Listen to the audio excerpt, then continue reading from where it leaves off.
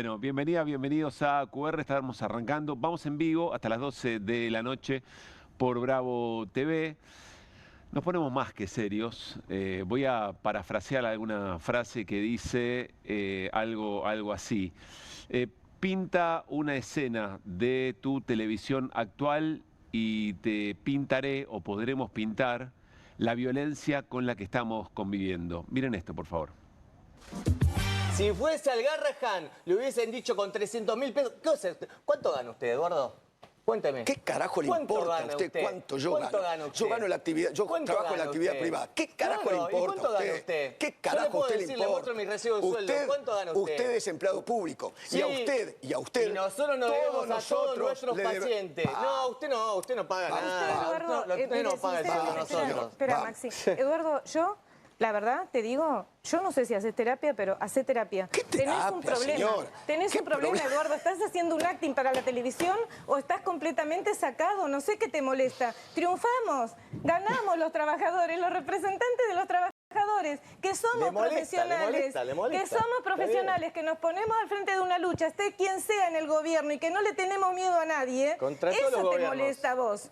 Y que encima vengamos de nuevo a tu programa, aunque nos maltrates 1000 veces, vamos a seguir viniendo porque no me importa hablarte a vos, me importa hablarle a tu audiencia para que entiendan que se puede ser profesional, que se puede ser científico, que podés ganar un concurso y que está muy bien que ocupes un cargo sindical para representar a los trabajadores y trabajadoras y no hacer lo que hace la CGT, que ocupa cargos sindicales y no defienden los derechos de los trabajadores y trabajadoras, que es tener un sueldo digno, que hoy tenemos y ayer no teníamos. ¿Y por qué lo tenemos? Porque luchamos, no porque quisimos voltear a ningún gobierno, porque esa no es la parte nuestra. Nosotros no somos volteadores de gobiernos, no te confundas, hay otra gente que voltea gobiernos.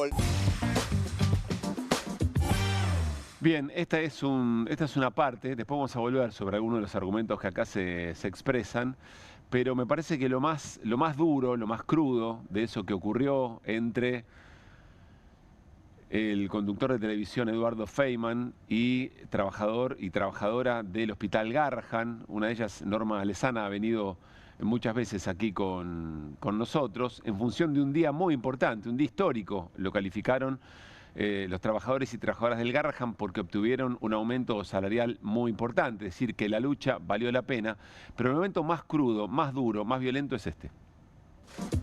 A mí me importan ¿A todas las dónde, infancias. señora? La A usted lo única único que le importó camiseta es que ser tengo puesta parte de una es lista. la camiseta Lo de los único. pacientes y de las Mentira. infancias. No me mienta. Y usted puede pensar lo que se le No ocurra, me porque la mienta. sociedad No me nos mienta. conoce. Le importa a usted tres carajos los chicos. Usted no le mienta a Tres la audiencia. carajos los chicos le importa. No, le importa eso es tres una carajos mentira. Le importa tres Eso carajos. es una mentira, ¿Qué le importa tres Feynman. carajos? Tres carajos. Le Eso es importaba y usted es un estar en violento. una lista. Usted es un Estar en violento, una un lista. artista, persecución por le está favor. haciendo. Pero no me importa, La mire, sociedad Feynman. argentina, ¿Sabe por qué a no mí me tampoco importa? usted, Porque señora. me puse Ushuaia al la frente quiere A mí que usted defiende al tampoco. Garrahan y al equipo de Me salud de puse al Garrahan, frente Eduardo. de Usted no lo defiende, me puse quédese al frente tranquilo. de una Defienden a los lucha. trabajadores del hospital. Me puse al Por frente eso, de una lucha y ¿sabe qué? Ganamos. Ganaron Y los eso le da trabajadores, bronca. Feynman. Y eso Y le a da usted bronca, eso seguramente. evidentemente le da una ¿Sabés bronca lo- bárbara. Seguramente. Lo ¿Sabés? salvamos A al mí, hospital no. por Porque está ahora y al lo lado del vamos a seguir gobierno. defendiendo. No. Lo vamos a seguir defendiendo. No, me y vamos a encanta. seguir defendiendo a las infancias, a todas las infancias Y al del derecho de mundo, todos los trabajadores a hacer todas las política. infancias Muy del bien. mundo, y al Feynman. derecho de Muy todos bien. los trabajadores a Téngalo poder claro. Muy hacer bien. política.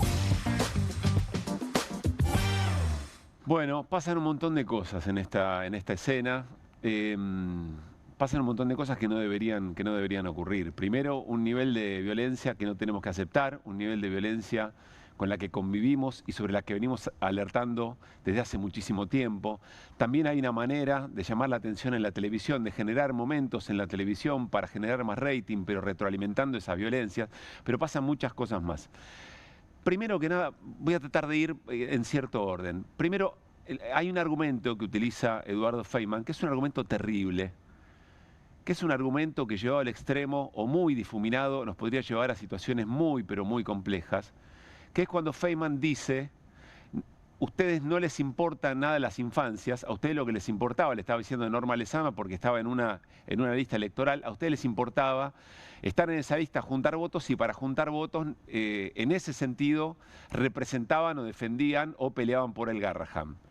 Hay una disociación de la política respecto de las causas y de la representación política que es muy perversa, muy perversa.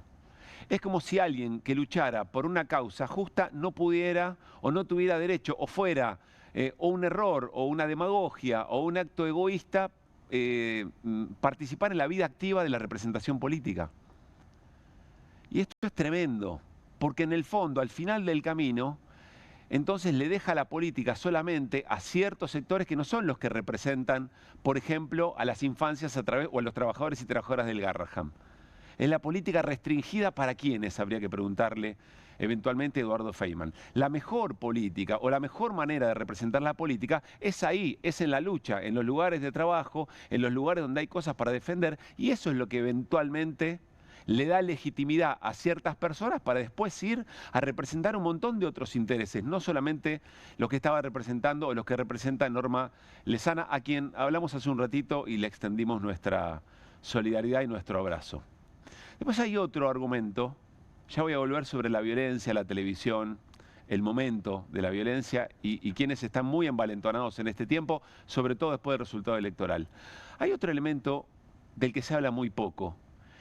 En el corte anterior, Feynman le dice, no, ustedes son trabajadores públicos y a ustedes les pagamos el salario todos nosotros que estamos acá. Yo soy privado y a mí me lo paga un privado. Primer elemento, bueno, si efectivamente son trabajadores públicos y todos les estamos pagando eso, entonces se está pagando muy poco. Hay una crítica muy fuerte al Estado, es la raíz de todo el problema. Y es sobre lo que Feynman eventualmente debería estar en algún punto de acuerdo. Pero hay otra cosa más perversa aún, o si ustedes quieren más velada, que sería bueno sacarle un poco la careta. Vamos a sacarlo a Eduardo Feynman, vamos a ponernos a nosotros. Nosotros también, periodistas que trabajamos en un canal privado, y nosotros en la tanda tenemos publicidad. A nosotros los salarios se nos paga en función de la publicidad que logramos, en función de la atención que podemos tener de nuestras audiencias. Hay métodos y métodos para ganar esas atenciones, ¿no? Feynman utiliza algunos, nosotros utilizamos otros, creemos en otros. Ahora, esas empresas confían en que en nuestros programas hay telespectadores que observan esos productos o esos servicios que brindan y por alguna razón los conocen y entonces los van a consumir. Entonces, esos productos que son consumidos de determinada manera o impulsado por estar en determinados programas de televisión, explican la razón por la cual nosotros cobramos nuestro salario. Pero ¿quiénes compran esos productos? Ustedes, nosotros, también todos los que estamos acá. Es decir, que también es con la nuestra el sueldo de Eduardo Feynman. Siempre es con la nuestra, siempre es con la de todos. Porque hay algún lugar que la plata de cada uno de nosotros va efectivamente a sostener todas las actividades, las que sostiene el Estado, pero las privadas también, y mucho más si se trata de publicidades que venden productos masivos. Con lo cual también eso es una falacia. El problema de Feynman era otro.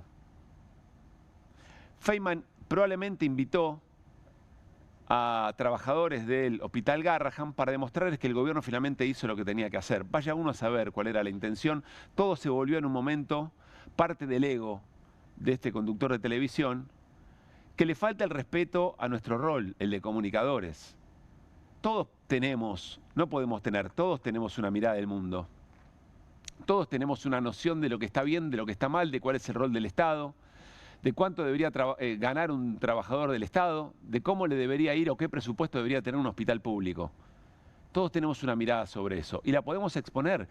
Casi les diría que es muy interesante poder exponerla, porque como no es nuestro rol hacer campaña en función de eso, sino tratar de generar argumentos que le den riqueza al debate y que las audiencias tengan la posibilidad de un debate rico en argumentos, de un cruce de ideas para después sacar conclusiones, entonces bienvenida esa honestidad intelectual, pero también la subjetividad con la cual expresamos nuestras ideas. No es lo que hace Feynman. Feynman hace lo que le está criticando a Norma Lezana. Está tratando de imponer una mirada. Y lo está tratando de hacer desde un lugar de abuso de poder muy fuerte.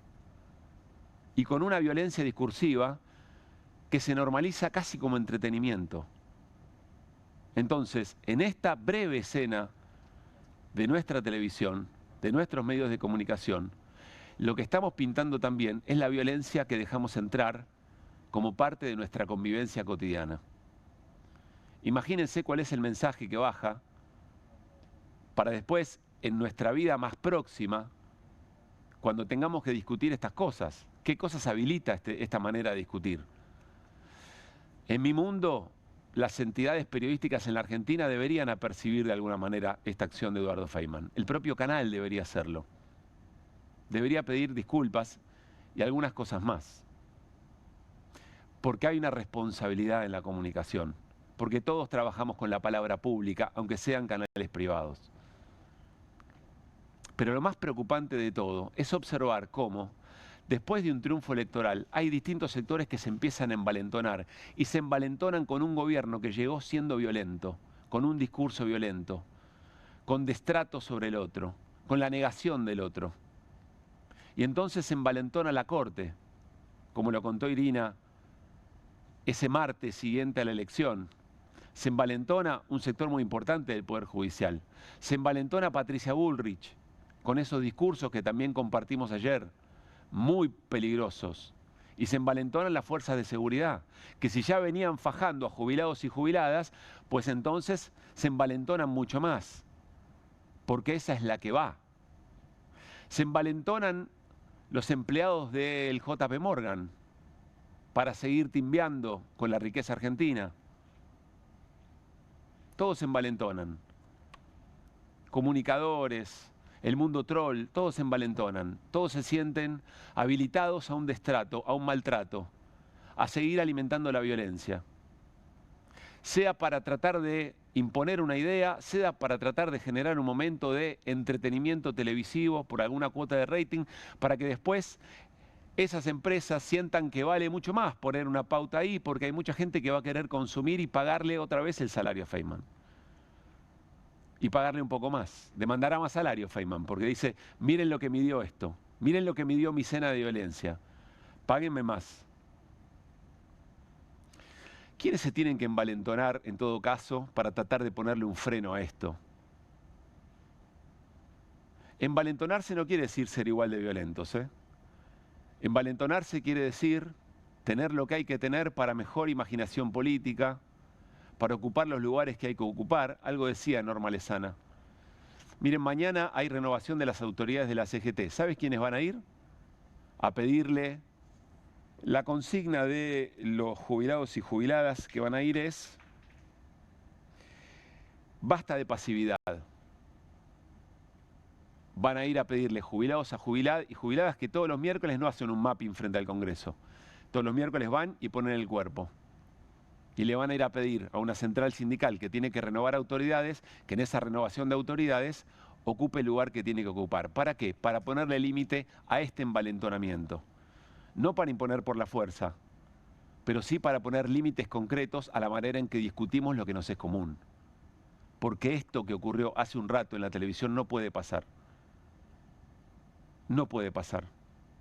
Y se alimenta, por supuesto, desde el lugar más importante de la representación política que tiene nuestro país, que es el propio presidente, que llegó a ser presidente de esta manera, por un montón de otras razones, ¿eh? Porque la violencia no comienza con Milei. La violencia respecto del otro, el que piensa distinto, empieza mucho antes, cuando se acabaran los argumentos, sobre todo los argumentos de qué es lo que mejor le hace a la sociedad en términos de políticas públicas, y ahí empieza la violencia, y ahí empieza la degradación del otro, del que piensa diferente, del que me gana en las urnas y yo no puedo convencer con un argumento político, y entonces tengo que ir a decir que son todos chorros, y que se afanaron todo. Pero el límite de alguna manera lo tenemos que poner. Nosotros también, en nuestros lugares lo podemos hacer. Podemos primero tratar de entender que esto no está bien, pensemos como pensemos, esto no está bien, y acercarnos al que piensa diferente, tratar de ponerle oreja honesta, y en todo caso decir, no estoy de acuerdo, esta es mi verdad, o esta es mi presunta verdad. Algo de lo que dijiste me hace ruido, a ver, pensémoslo de vuelta, pero no se construye de esta forma. Diciéndole a los laburantes del Garrahan que les importa 3 pepinos o 3 carajos, como dijo Feynman, las infancias, porque después son los hijos de Feynman también los que van a ir al Garrahan cuando en ninguno de los lugares privados que se puede pagar el salario de Feynman con la que le pagamos todos y no le encuentra el diagnóstico.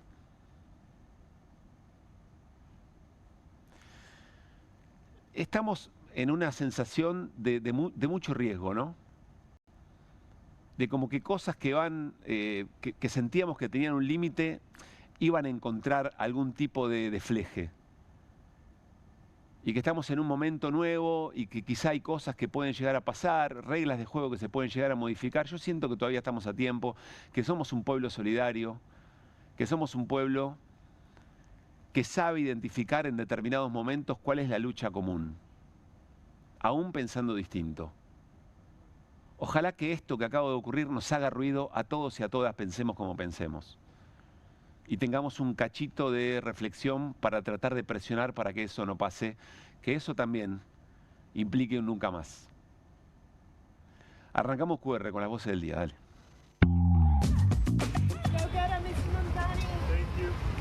Para los trabajadores y los jubilados no tenga dudas, lo peor está por venir y lo confirman además estos cambios en el gabinete. Los expresidentes tienen que colaborar, tienen que empujar para adelante y me parece que el tuit no fue realmente en esa línea. Todo el mundo está liderado por personalidades narcisistas a tal nivel que ni escuchan, no les importa lo que digan los demás, ellos van avanzando en su vida, ¿no? Tique canasta, reglamentación de la huelga en servicios esenciales, negociación salarial por productividad, tope a las indemnizaciones por despido, periodo de prueba sin indemnización, fraccionamiento del aguinaldo en 3 pagos, fraccionamiento de vacaciones. No hay posibilidad de que la quita de derecho genere empleo. ¿Qué se llevan? ¿Les dieron como unos regalos de la Libertad Avanza? Sí. ¿Qué tiene adentro? Un cuaderno para anotar cosas y la Constitución. Hoy en estas eventualidades tiene que estar presente la provincia y la nación, que la nación lamentablemente sigue sin aparecer. Obviamente todo esto lo estamos trabajando con el gobierno provincial.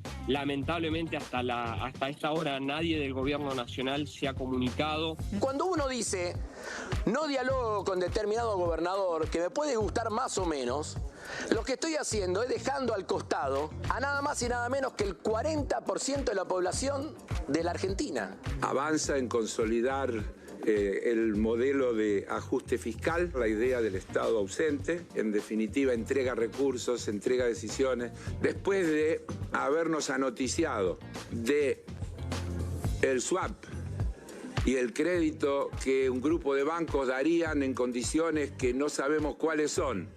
Que eso no esté incluido en el proyecto de presupuesto nos parece una falta de respeto al Parlamento Nacional. Es el vaivén argentino. Hace 15 días el gobierno estaba al borde del precipicio, se había rifado todos los dólares, se caía, vino Trump, forzó el voto por Milei y ahora Estados Unidos ha tomado la decisión, más que un desarrollo, aprovechar para comprar a Argentina por moneditas. Viene muy mal. Mucho aumento, salario congelado, no se aguanta más.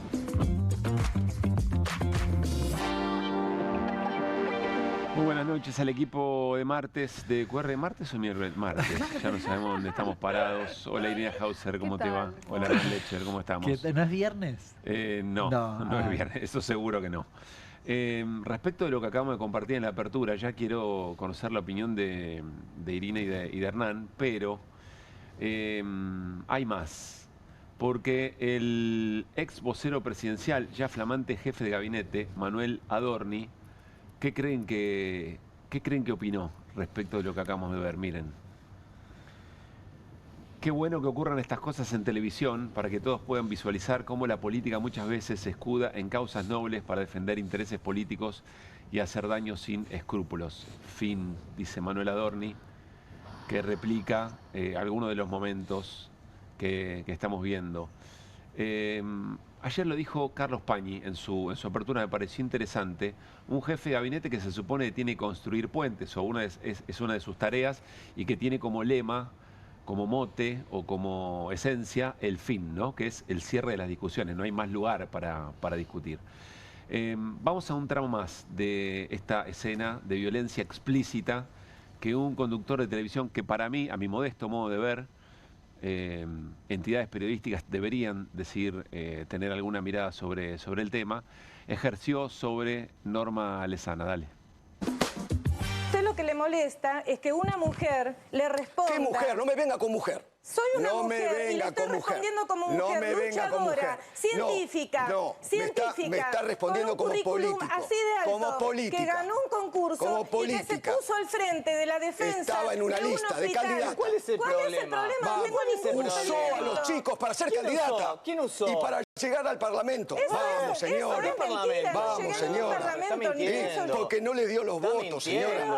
Porque no le dio los votos, porque la gente no es idiota. Pero no sea mentiroso. Confío en la audiencia, que no es idiota, y que yo supongo que mañana me van a decir otra vez qué ovarios que tenés para sentarte adelante de Feynman y decirle lo que Feynman se merece. Todas las infancias importan, Feynman. ¿A usted le importó? A mí me importan todas las infancias. Señora? A usted lo único que le importó es ser parte de una lista. Es la camiseta de los pacientes y de las infancias. No me mienta. Y usted puede pensar lo que se le ocurra, porque la sociedad no me mienta. Conoce. Le importa a usted tres carajos los chicos. Usted no le mienta a la audiencia. Tres carajos los chicos. No le importa tres carajos. Le importa tres carajos. Tres carajos. Le importaba estar en una lista. Usted es un artista persecución le está haciendo. Pero no me importa, la sociedad argentina. ¿Sabe por qué no me importa? A mí tampoco usted, señora. Porque me puse a la queja de usted ni al Garrahan ni al equipo de salud de Garrahan, Eduardo. Usted no lo defiende, quédese tranquilo. Defienden a los trabajadores del hospital. Me puse al frente de una lucha y ¿sabe qué? Ganamos.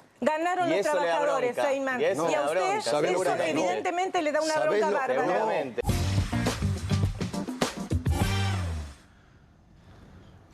Irina. Qué duro escuchar esto. Es muy duro, sí. Es muy triste, ¿no? Es muy triste. Primero quiero decir que Norma tiene razón, que precisamente esta escena patética se da, patética de parte de Feynman, ¿no? Porque la lucha de los trabajadores y las trabajadoras del Garrahan fue fundamental. Y fue realmente un emblema, es un emblema de estos tiempos. Y creo que eso molesta mucho. Y que la reacción de Feynman no tiene otra explicación más que, bueno, además de que evidentemente representa los intereses del gobierno de manera explícita, porque así lo hace y así lo dice, que molesta el modelo de lucha. Porque ayer justamente hablábamos de qué puede pasar, qué puede ir pasando con el correr del tiempo y teniendo en cuenta que la economía real y la vida de las personas está en una situación muy frágil, ¿no? Y bueno, puede pasar que esto sea un modelo de lucha. A mí me encanta porque Norma le dice, sí, yo hago política. Sí. Sí, hago política, que es la defensa de determinados valores. Feynman también hace política. Y no lo reconoce. Feynman hace política con el discurso del gobierno, que también hace política, diciendo que no hacen política. Exacto. Y convierten eso en un eslogan de gobierno. ¿Quién es más mentiroso eventualmente, no? Bueno, esa es la otra cuestión. Yo no me canso de decir que son los líderes de la mentira.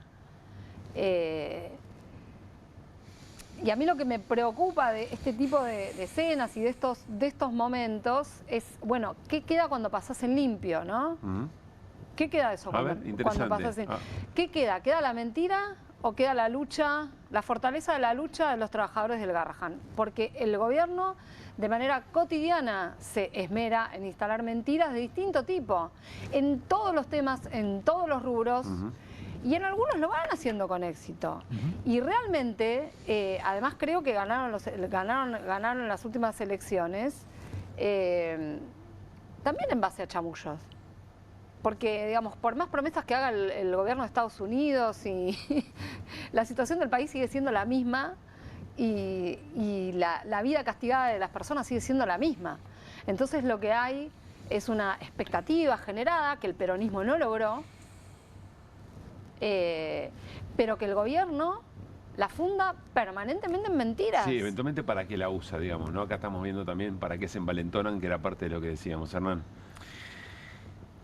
Varias cuestiones. La primera, hay implícito en el discurso de Feynman, voy al origen del debate, el salario de los trabajadores del Garrahan. Hay implícito algo como, bueno, en realidad su reclamo no estaba bien, ¿no? En el no reconocimiento de que efectivamente ganaron la lucha, conlleva implícitamente una especie de premisa que es, bueno, ustedes reclamaban, pero en realidad no correspondía. Querían voltear al gobierno, decía. Sí, querían voltear al eso, gobierno, decía. Con lo cual hay un primer intento en esto de pensar qué queda, que decía Irina, me parece que es un acierto pensarlo así. Es decir, queda primero que no había un reclamo legítimo. ¿Bien? Intenta al menos que quede eso. Que lo refuerza Adorni además después en el comunicado. Un paréntesis. Norma, por favor, espectacular. Nunca pierde los argumentos. Sí. Nunca, hay que estar en esos debates, algunos hemos estado alguna vez, hay que mantener la templanza y no perder los argumentos. Total. Cuando una de las tentaciones es decirle cualquier barbaridad, sí, naturalmente, claro. Está diciendo cualquier barbaridad deliberadamente. Así que una felicitación por eso. Pero volviendo a lo que queda además, o intenta que quede, a raíz sobre todo lo que dice Adorni, una persecución al que se compromete, ¿no? O al que quiere transformar algo. Es decir, está mal, muy parecido a la década de los 90. Muy parecido. Que, por cierto, además tiene una contradicción flagrante, porque si vos vas a hacer una lista de Libertad Avanza, eso no es así. No, para mí más no es así. Claro. Pero si vas a hacer otra lista, sí. Ahora, hay una condena, esto me parece lo más importante, hay una condena que se transforma en persecución a aquel que se compromete.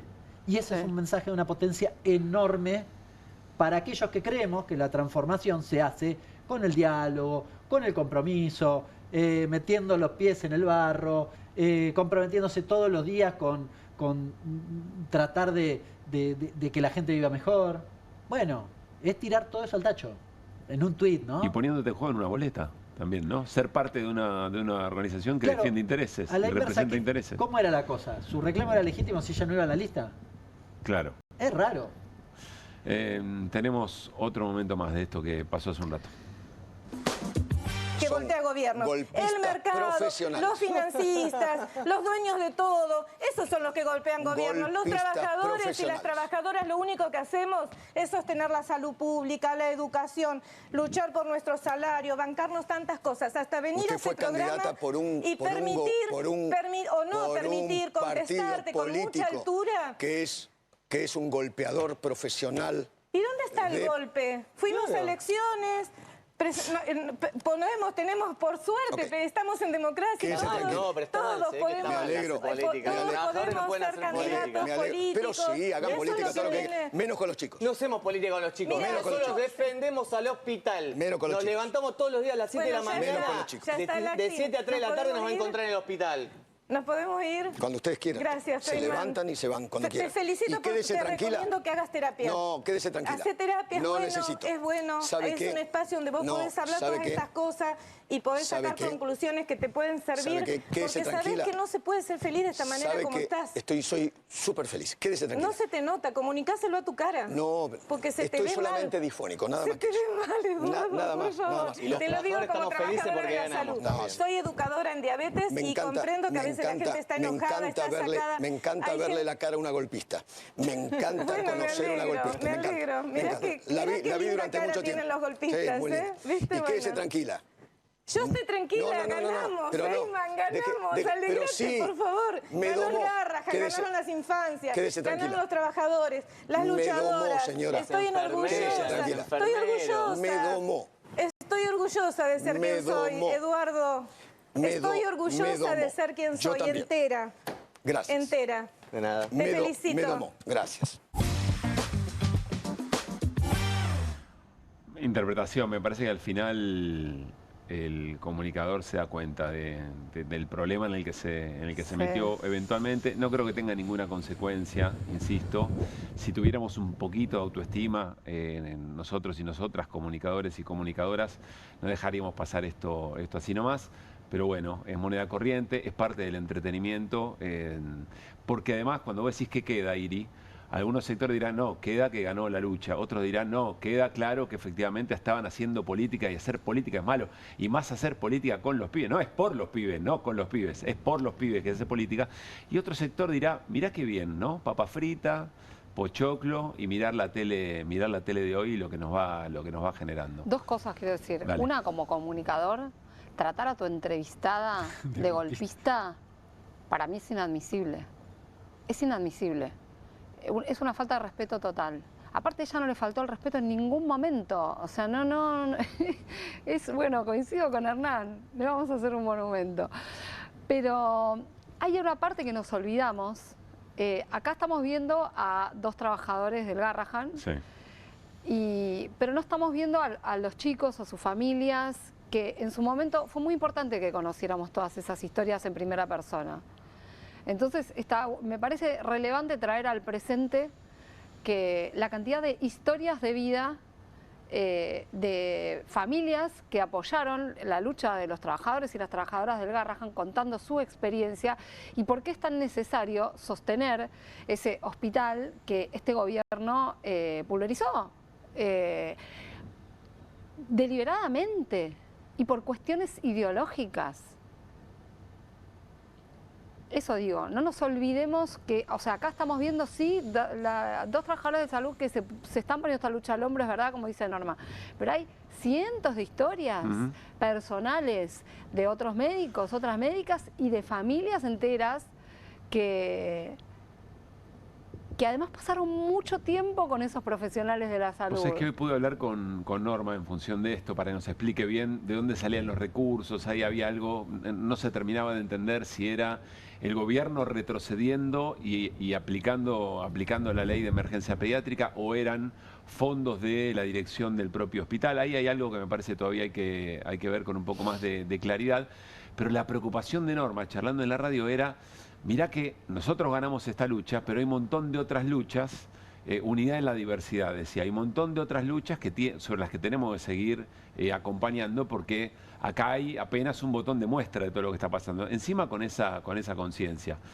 Bueno. Y lo que pasó hoy es una forma más, o sea, lo que hizo Feynman fue subirse a esta modalidad disciplinadora que tiene el gobierno, si se me permite la palabra, pero justamente porque me parece que lo que tal vez se venga sean luchas, tal vez más fuertes que las que vimos hasta ahora. Entonces me parece que lo que están haciendo... Y todos serán golpistas como ya lo fueron alguna vez, ¿no? Como ya lo fueron, dicho por un fiscal a pedido del gobierno. Así es, el Carlos fiscal Stornelli, el año pasado. Así es. Pasa muy rápido el breve tiempo en el que pasan todas estas cosas, que dejan todas estas marcas, que además son formas de intentar desmovilizar, ¿no? Y ahora me parece que es una cuestión clave. No es inocente lo que hizo Feynman. Cierra, Hernán.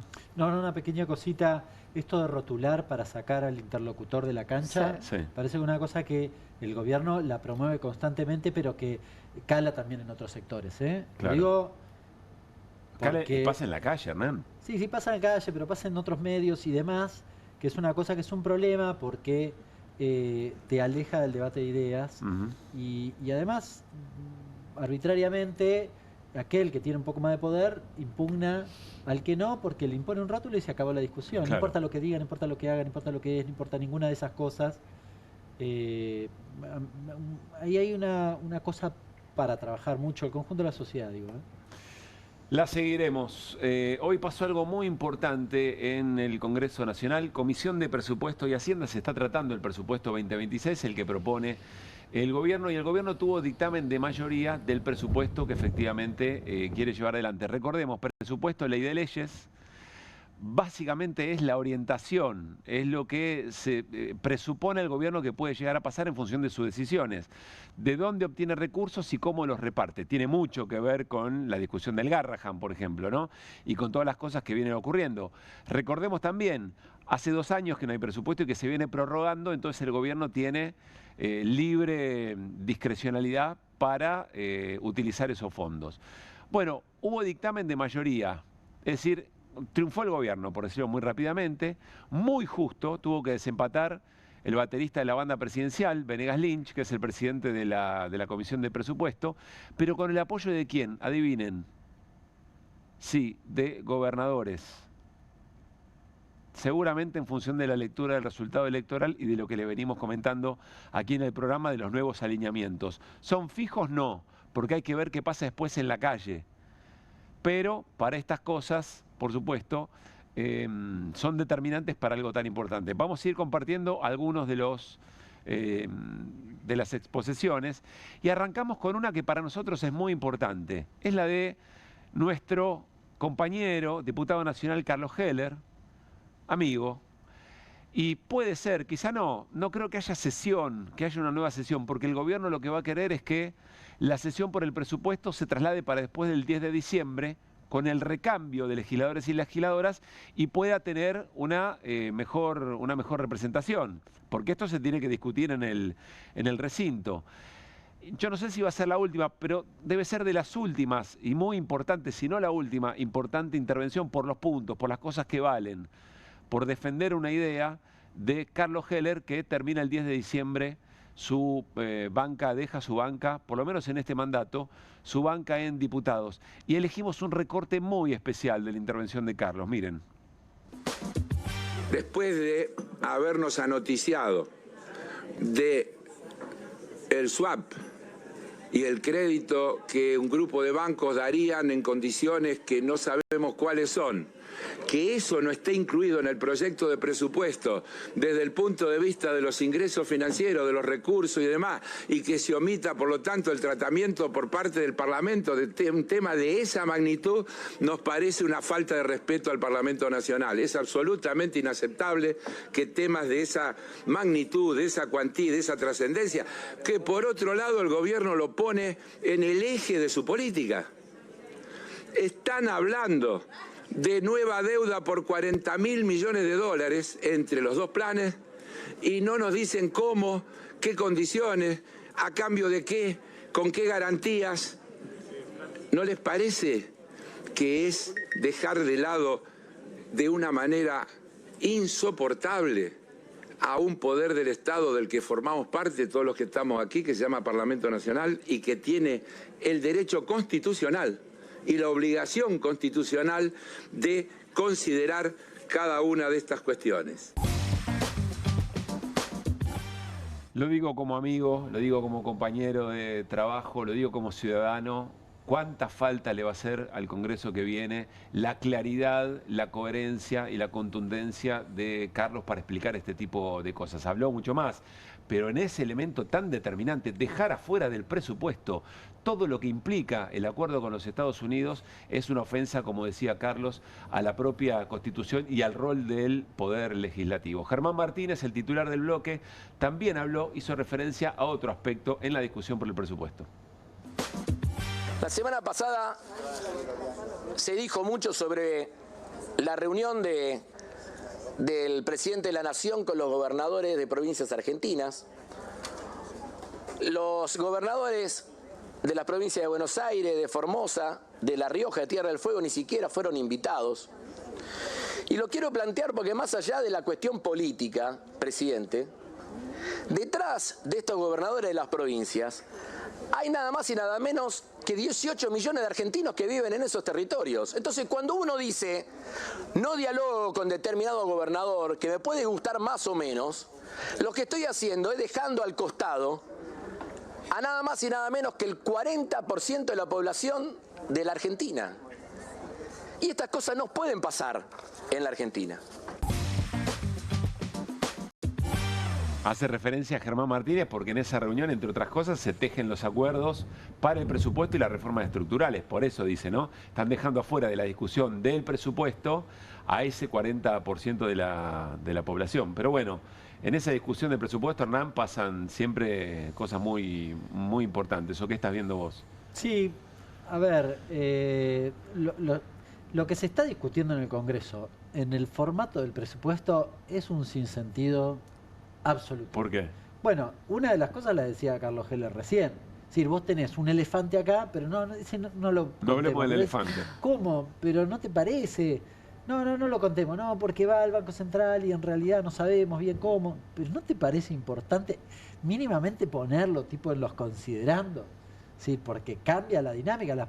Los parámetros que vos planteás macroeconómicos son unos si está el swap y son otros si no está el swap. Claro. Es decir, es muy importante. En los parámetros macroeconómicos se está discutiendo un presupuesto que dice que en diciembre el dólar va a estar a 1.325. No se acuerdan de eso, ¿no? 1.325, chicos. No tiene sentido. Ya el ministro dijo que está cómodo con un dólar de 1.500. Le erró por un montonazo. Y eso implica un montón de otras variables desajustadas, supongo. Pero se entiende que todos los...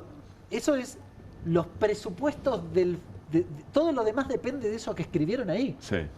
La inflación dice que este año va a ser 24,5. Ya no estoy discutiendo ni los del 26, ¿se dan cuenta? Estoy diciendo de dónde partís. Es un chamullo. De este año. 24,5. Claro, te olvidaste 2 meses. O sea, lo que tengas en noviembre y en diciembre no está incluido. Pero el presupuesto lo hiciste hace 2 meses atrás. No es que te podés equivocar tanto. Claro. ¿Se entiende? No tiene sentido. En términos generales, yendo, si querés, a la parte del presupuesto de gastos, lo que hace este presupuesto es consolidar los ajustes del básicamente 24 y 25, que fueron similares, del orden del 35%. Bueno, los consolida. O sea, esta es la nueva normalidad. Estos van a ser los recursos para todo aquello que ajustamos. Sí, te caíste, te quedaste ahí, eso es como funciona. Con una regla fiscal que es claramente regresiva, es decir, se me caen los recursos y podo. No es que, bueno, a ver qué hacemos. O sea, cada vez que recauda menos, va a ser mayor el ajuste. Claro, pero el ajuste indiscriminadamente, porque podemos debatir si vos tenés déficit y potenciás el crecimiento, no sé qué, pero corrámonos. Yo digo, bueno, regla fiscal, que tengas el presupuesto equilibrado, fantástico. Ahora, ¿qué recortamos? Pues si recortamos los jubilados no tiene mucho sentido. Claro. Entonces, esta regla fiscal es recorto. No importa qué, no importa cómo. Bueno, no. Hay que discutir, debería discutirlo el Congreso eventualmente. Quizás es razonable una regla fiscal en un país que le cuesta financiar el déficit. Bien, bueno, se va a dar esa discusión, insisto, el gobierno quiere pasarla más allá del 10 de diciembre para tener mejor representación en el Congreso. Agos Carreño es encuentro federal, si no me equivoco, ¿no? Sí. También en representación de la provincia de Córdoba hizo su participación en la discusión de la Comisión de Presupuestos de hoy. Mirá. La verdad que nosotros teníamos una expectativa, incluso hablando con gente del gobierno, de que hoy tuviéramos un decreto sacando extraordinarias y un compromiso público del contenido que iba a tener el presupuesto 2026, más allá de la primera versión, que es el proyecto que manda el Ejecutivo. Bueno, no hemos logrado ver en el boletín oficial de esta mañana siquiera eso, y bueno, nos vemos obligados a hacer lo que el cuerpo nos ordenó, que es dictaminar el día de hoy y presentar un dictamen alternativo a lo que propone el Poder Ejecutivo. Y esto no es casual, porque venimos con 2 años sin presupuesto, el gobierno se viene manejando mediante prórrogas y decisiones administrativas, sin control prácticamente del Parlamento, y tenemos un ministro de Economía que además no viene al Congreso ni a defender este proyecto, ni tampoco cuando es interpelado. Esos antecedentes nos obligan a avanzar, como habíamos dicho públicamente, que es presentar un dictamen alternativo. Y finalmente tenemos la expresión o el argumento de Carlos Zapata, que es diputado nacional de la Libertad Avanza, representación de la provincia de Salta. A ver qué decía. En materia de salud, la República Argentina tiene una organización donde la prestación de la salud está en cabeza de la provincia y solo determinadas partes están en manos de la nación. Esto está dentro de las prioridades que establece el presidente al otorgar el 85% de presupuesto a capital humano. Y se habla mucho del Garrahan. Yo vengo de una provincia lejana. El Hospital Garrahan, modelo a nivel mundial de excelencia en cuanto a la organización, a la capacitación de sus profesionales, tiene una capacidad reducida. Si todos los argentinos solo aportamos para el Garrahan y los gobernadores se gastan la coparticipación en poner ñoqui, tener propagandita y querer ser siempre gobernadores, nunca vamos a tener la oportunidad de crear varios Garrahan regionales, porque lo que nosotros necesitamos es que la calidad del servicio de salud que recibe el residente en el centro del país pueda llegar a todos los rincones del país. Entonces, es infinitamente más difícil para un salteño, jujeño, alguien de la Puna, tener acceso a la salud de los niveles del Garrahan, siendo que siempre propiciamos a que exista un solo hospital de esta naturaleza. Las provincias son responsables, ¿por qué? Porque, como les dije, en vez de utilizar la coparticipación a los fines establecidos o que motivaron su creación, lo han utilizado para establecer empleo, propagandita, ñoqui, asesores, asesoritos y asesorete en algunos casos. Argumentos de todo tipo. Me parece que no hay mucho más para decir. Seguiremos hablando, por supuesto, sobre la discusión de presupuesto el jueves con Carlos Heller y veremos en qué momento va a la comisión. Hay un dictamen de mayoría, otro de minoría y después hay que ir al recinto a dar esa esa discusión. Está en línea Jorge Duarte, nuestro colega especializado en temas gremiales, gran analista, además compañero de radio en otros parajes. Los saludamos porque mañana hay una reunión muy importante de la CGT donde podría haber renovación de autoridades y tiene mucho que ver con todo esto y la Argentina que viene. Hola Jorge, ¿cómo te va? Pablo Caruso y todo el equipo de QR, te saludamos. ¿Qué haces, Pablito? ¿Cómo andan por ahí? Gracias, amigo, gracias por este rato. Bueno, ¿qué tipo de reunión hay mañana en la CGT y qué puede pasar? Mira, a esta hora se está desarrollando una reunión en la sede de la UOCRA donde están definiendo los últimos nombres para lo que va a ser la nueva conducción que se va a elegir mañana en el Estadio de Obras Sanitarias. Es el Congreso de Renovación de Autoridades, específicamente son unos 2.200 congresales que van a elegir una nueva composición del Consejo Directivo. Se espera que haya un nuevo triunvirato, era parte de la discusión de estos meses, si se iba a renovar el triunvirato o si iba a ir con alguna otra figura, en lo posible con la figura de un secretario general único. Por estas horas parece que está casi cerrado que va a ser un triunvirato con 2 de los 3 nombres ya casi tallados en piedra, te diría, el tercero en discusión. Y ahora lo único que está en duda es cuál va a ser el rol o el lugar que va a ocupar Barrio Nuevo, que parece ser el único que está dispuesto a tensar hasta mañana a última hora por algunos cargos más en el Consejo Directivo. Por lo que pude chequear, lo que están cerrando en la sede de la UOCRA es que Cristian Jerónimo, el dirigente del Sindicato de Empleados del Vidrio, ex mano derecha de Pablo Moyano, va a ser uno de los secretarios generales en representación de un espacio que tiene detrás de sí unos 50 sindicatos con los independientes como punta de lanza, digamos, con Gerardo Martínez, José Luis Lingeri y Andrés Rodríguez. Que el otro miembro del triunvirato va a ser Jorge Sola, representante de los gordos, del espacio que nuclea, si querés, a Héctor Daer, a Valieri. Es otro de los nombres que está ya cerrado para la conducción y el tercero está en discusión. Hoy todo indica que ese tercero sería la continuidad de Octavio Argüello, el camionero que reemplazó a Pablo Moyano tras su salida de la conducción en lo que fue este actual triunvirato. Esos 3 para la composición del triunvirato y después una serie de nombres, algunos con continuidad y otros con cambios para el resto del Consejo Directivo. Quizás lo más importante era qué iba a pasar con la UOM, otro de los gremios que estaba tensando porque no estaba de acuerdo con ir a un esquema de un triunvirato. Se le está ofreciendo por estas horas un rol importante, una secretaría que podría ser o la adjunta o la gremial para que quede adentro. Todo parece indicar que de alguna manera van a cerrar y que va a haber una especie de comunión mañana en Obras Sanitarias, así que al mediodía se va a elegir la nueva conducción. Bien, a ver Jorge, para pasar el limpio y lo que nos importa. La primera lectura que hacemos es, si no hay una conducción, una sola persona, es decir, una conducción unipersonal, es porque hay evidentemente muchas facciones que no se han puesto de acuerdo, es decir, hay una diversidad, una heterogeneidad o distintas fracciones.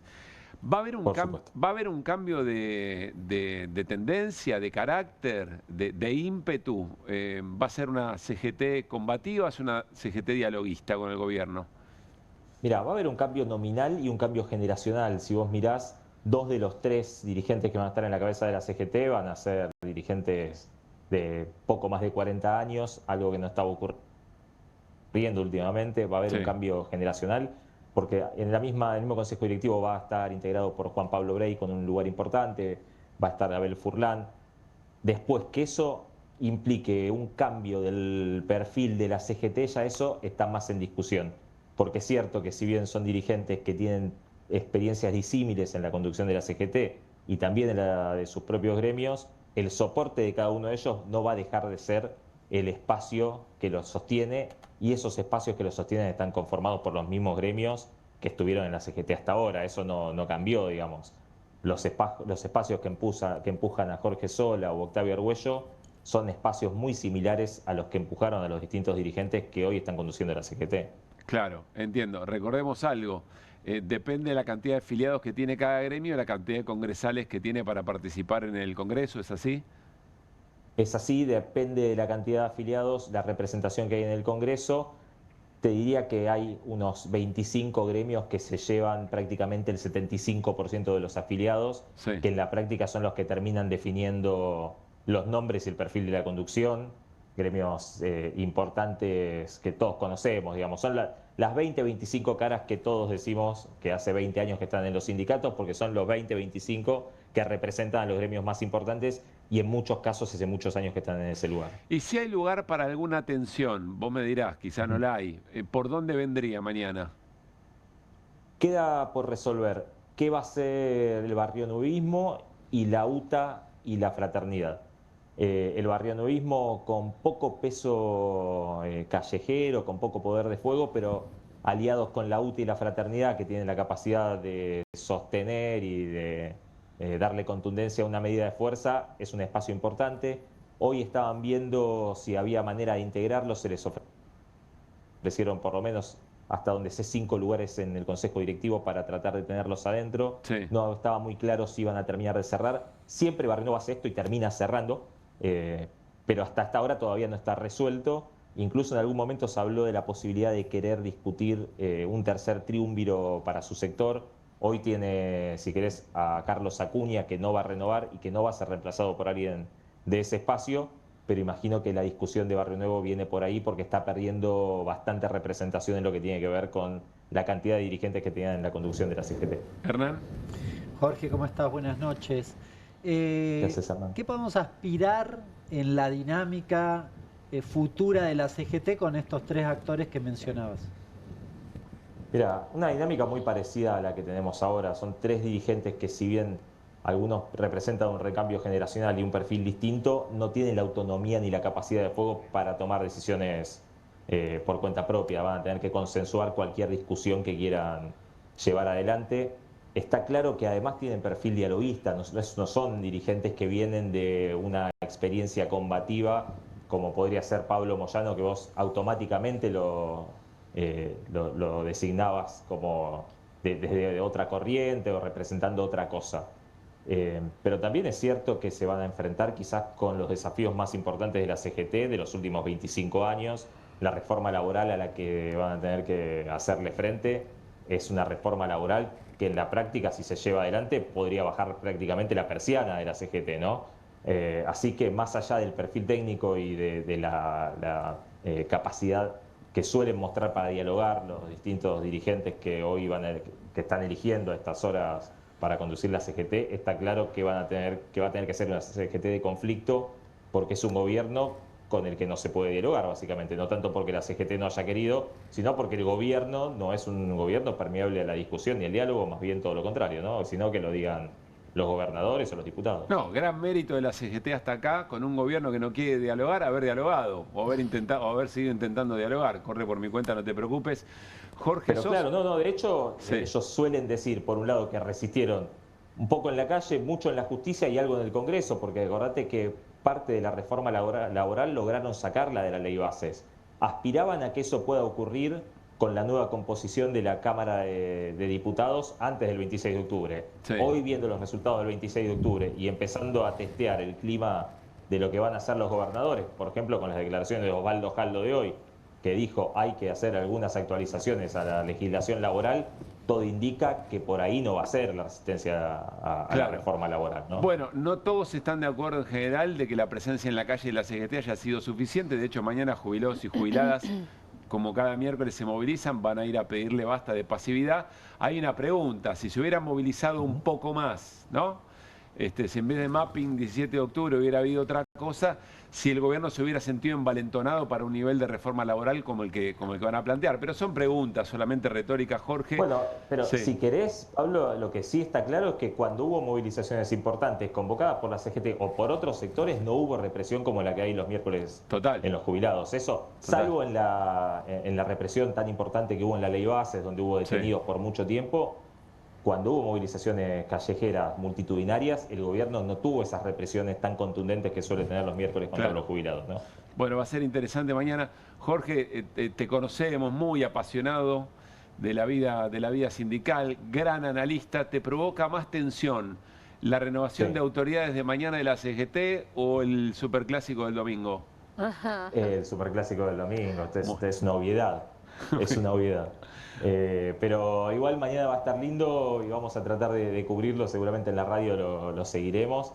Probablemente ya a última hora de hoy, te diría en 1 hora o 2 horas, tengamos más encaminada la discusión con el total de los nombres, pero por ejemplo va a haber un retorno que es casi lo contrario de lo que estamos hablando. Va a volver Armando Cavalieri a la conducción de la CGT. Hasta ahora estaba corrido y va a su despunto. A partir de mañana va a volver él personalmente, con casi 90 años, a ser parte de la conducción de Azopardo. Muy bien, bueno, buenos augurios. Un gran abrazo, Jorge, gracias. Abrazo, amigos, cuídense. Chau. Gracias, Jorge Duarte. Infogremiales, el portal que dirige y que siempre tiene muy buena información y análisis sobre los temas sindicales. Está con nosotros Leo Vilansky, es empresario PYME y es director de mundoempresarial.ar. Hola, Leo, ¿cómo estás? ¿Cómo estás? Muy buenas noches, gracias por la invitación. Estabas escuchando con atención, porque uno imagina, en función de tu mirada de las cosas, que la suerte de las pymes está muy correlacionada con la suerte de los laburantes, ¿o me equivoco? Sí, lamentablemente la CGT no representa el 100% de los laburantes, ¿no? Hay una parte, hoy te diría minoritaria, del total de los argentinos que pueden trabajar, que están sindicalizados. Y es un problema muy grande porque los problemas estructurales que viene arrastrando la Argentina desde hace años no se pudieron como abordar seriamente y transformar cuando habían otras condiciones económicas. Y ahora que estamos en 2 recesiones que provocó este ministro de Economía, Luis Caputo, lo que viene es tirarle a los laburantes el desastre con una reforma laboral, que ellos paguen los platos rotos, ¿no? Ahora, pero vos siendo empresario PYME, quizá el imaginario dice, bueno, pero debe estar a favor de la reforma laboral. Claro, lo que pasa es que la mayoría de los empresarios hoy están atravesando el desierto, ¿no? Entonces el gobierno le va a dar 2 vasos de agua y lo van a agarrar, pensando que van a poder atravesarlo sin perder sus inversiones. Lamentablemente la historia de la Argentina nos demuestra lo contrario. Se trató de hacer la reforma laboral en los 90 y la Argentina terminó mal. Mauricio Macri intentó lo mismo. El problema es que siempre se discute cómo una economía que no funciona, que no es sustentable, terminan los trabajadores tratando de repararla ganando menos, porque en definitiva lo que no se dice acá es que la reforma laboral tiene como principal objetivo que los trabajadores ganen menos dinero. No hay acá un motus por vía directa o por vía indirecta, digamos. Sí, va a ser mucho más rápido de lo que nos imaginamos. Antes pasaban años hasta que se transformaba la estructura productiva. Hoy se está haciendo casi en tiempo real. La negociación empresa por empresa, ¿cuál va a ser? La de Rappi con su vía app, con sus pedaleros, con sus bicicleteros. El salario dinámico, ¿qué algoritmo lo va a calcular? El banco de horas, ¿qué inteligencia artificial me va a decir si el lunes voy o no voy a laburar? A las 7:30 de la mañana me van a mandar el mensajito si me tengo que levantar a ir a laburar o me tengo que quedar en mi casa. Digamos, esa es la propuesta que las grandes empresas, que son las que están motorizando la narrativa, van a buscar. El problema es que no hay un debate con actores en equilibrio, ¿no? La oposición no tiene hoy solidez para equilibrar ese discurso. La CGT, como te comentaba, parcialmente apoya la reforma laboral y no es de esta gestión, sino que ya en el gobierno de Mauricio Macri estaba la idea de negociar algún tipo de reforma. Yo me acuerdo que se sentaban con la Unión Industrial Argentina a negociar, cuando aparte la Unión Industrial Argentina solo representa el 10% de las empresas. Entonces faltan como actores que no están y que no van a ser invitados. A las pymes, ¿cómo las va a mejorar si en estos 2 años de gobierno fuimos un sujeto que no estuvo en ninguna política de Estado? Se cerró la Secretaría PYME como señal política de que no nos interesan. Se destruyeron 18.000 empresas en 2 años de gestión. ¿Ese es el número? ¿18.000? Ese es el número, sí. El sistema de información previsional lo comunica. Al principio lo escondían, esa información de las estadísticas. Perdón, es un montón, esto ya lo habíamos hablado, Hernán, ¿no? Con informe. Es un montón son un montón de puestos de trabajo perdidos y un montón de historias familiares, me imagino yo, o de apuestas tiradas a la basura que no se recomponen así nomás. A la empresa 18.001 que está por cerrar le decís que le vas a bajar los costos laborales y que puede tirar 2 meses más así, ¿qué va a decir? Hacelo.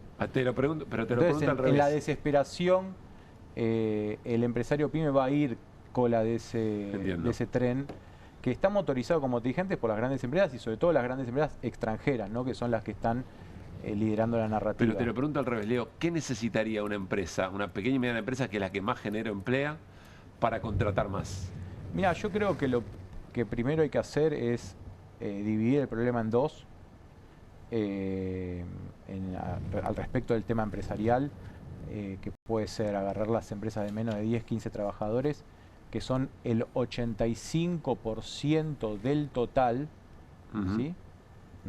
No por chicas son menos importantes. Entiendo. Y las empresas tal vez medianas y grandes. Son dos agendas completamente diferentes. A las pequeñas y medianas empresas hay que abordar una simplificación de la burocracia en la contratación, en los despidos, en la gestión brutal. Ahí viven los empresarios pymes en un enredo permanente de burocracia legal, burocracia contable, burocracia con la FIP. ¿Pero eso significa menos indemnizaciones para los laburantes? O no, sea, no estamos hablando de pérdida de derechos, no estamos hablando de pérdida de derechos, estamos hablando de simplificación para el empresario, que pueda ser previsible. Yo te despido, en la app de la ARCA te despido ahora y me dice te tengo que pagar 2.3 millones de pesos. ¿Por qué no lo puede calcular la FIP en tiempo real, la indemnización?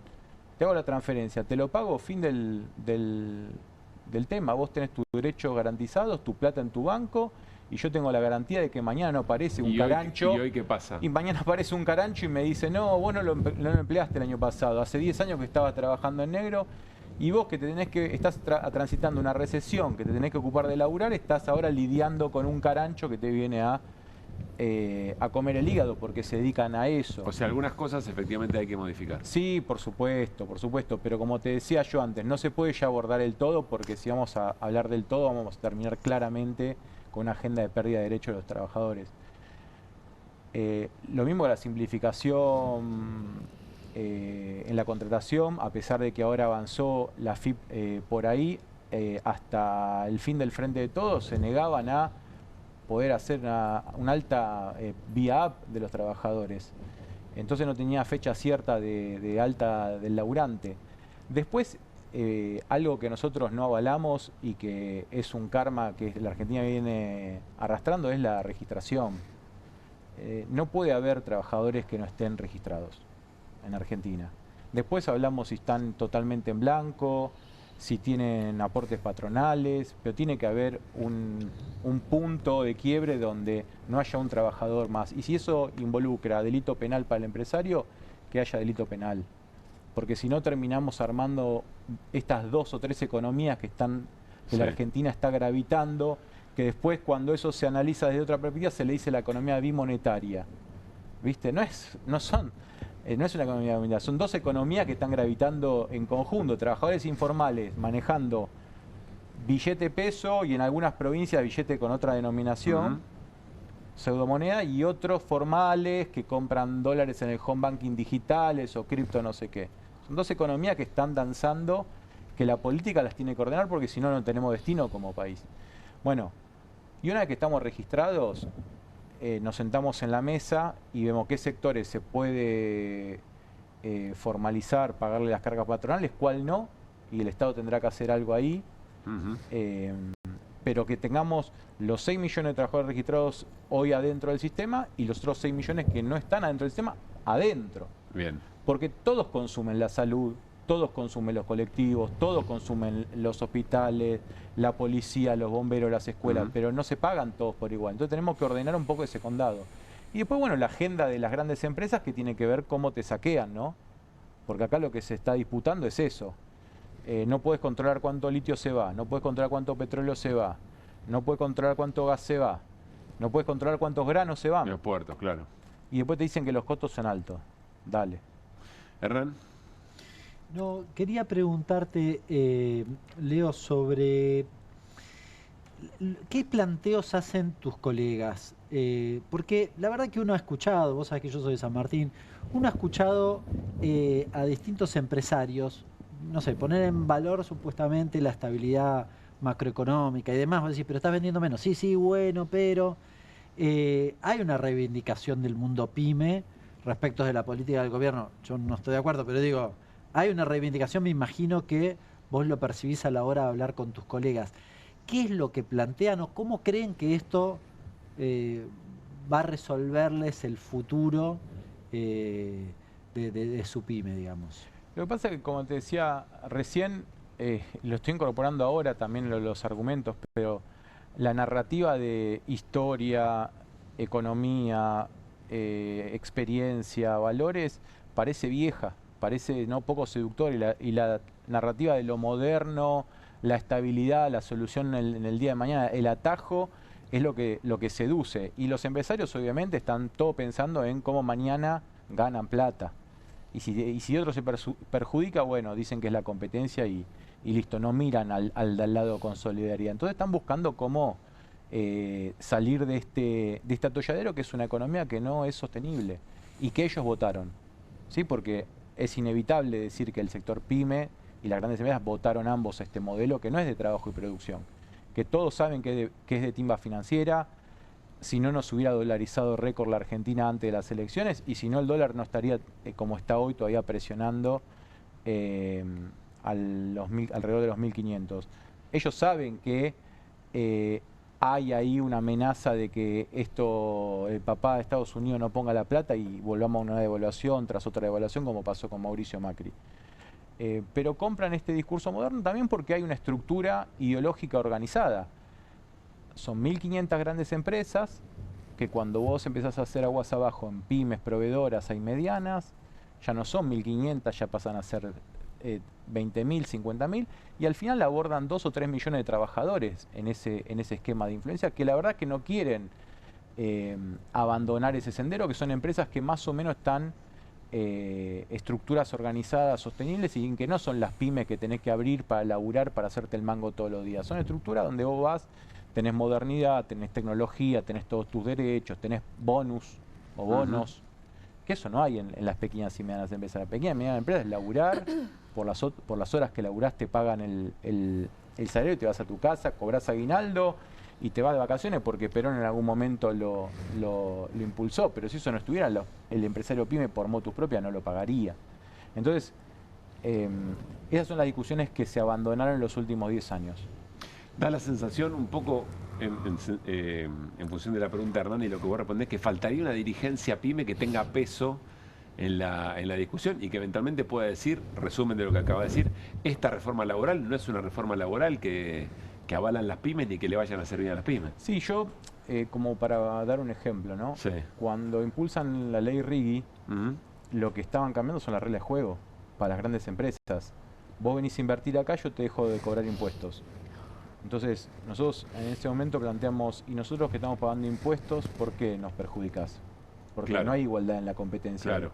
Si yo quiero invertir, entonces el gobierno, ante esa narrativa que era muy capitalista, dijo no, y para contener, porque empezó la presión del sector empresarial pyme, es decir, no me cambié la regla de juego, a las grandes empresas bajarles los impuestos y a mí no me los bajás, dijo, vamos a impulsar una ley Riggi pyme.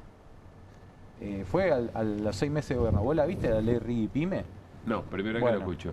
Bueno, entonces con eso pisaron el sector que estaba de alguna manera organizándose para pedir también su tajada de este beneficio, y lo dejaron afuera. Entonces también el gobierno opera para desarmar posiciones que a veces se juntan. Y es muy fácil, el Estado tiene mucha más herramienta y mucha más potencia. Para desarticular. Claro, entonces los diputados de las comisiones no te invitan al Congreso.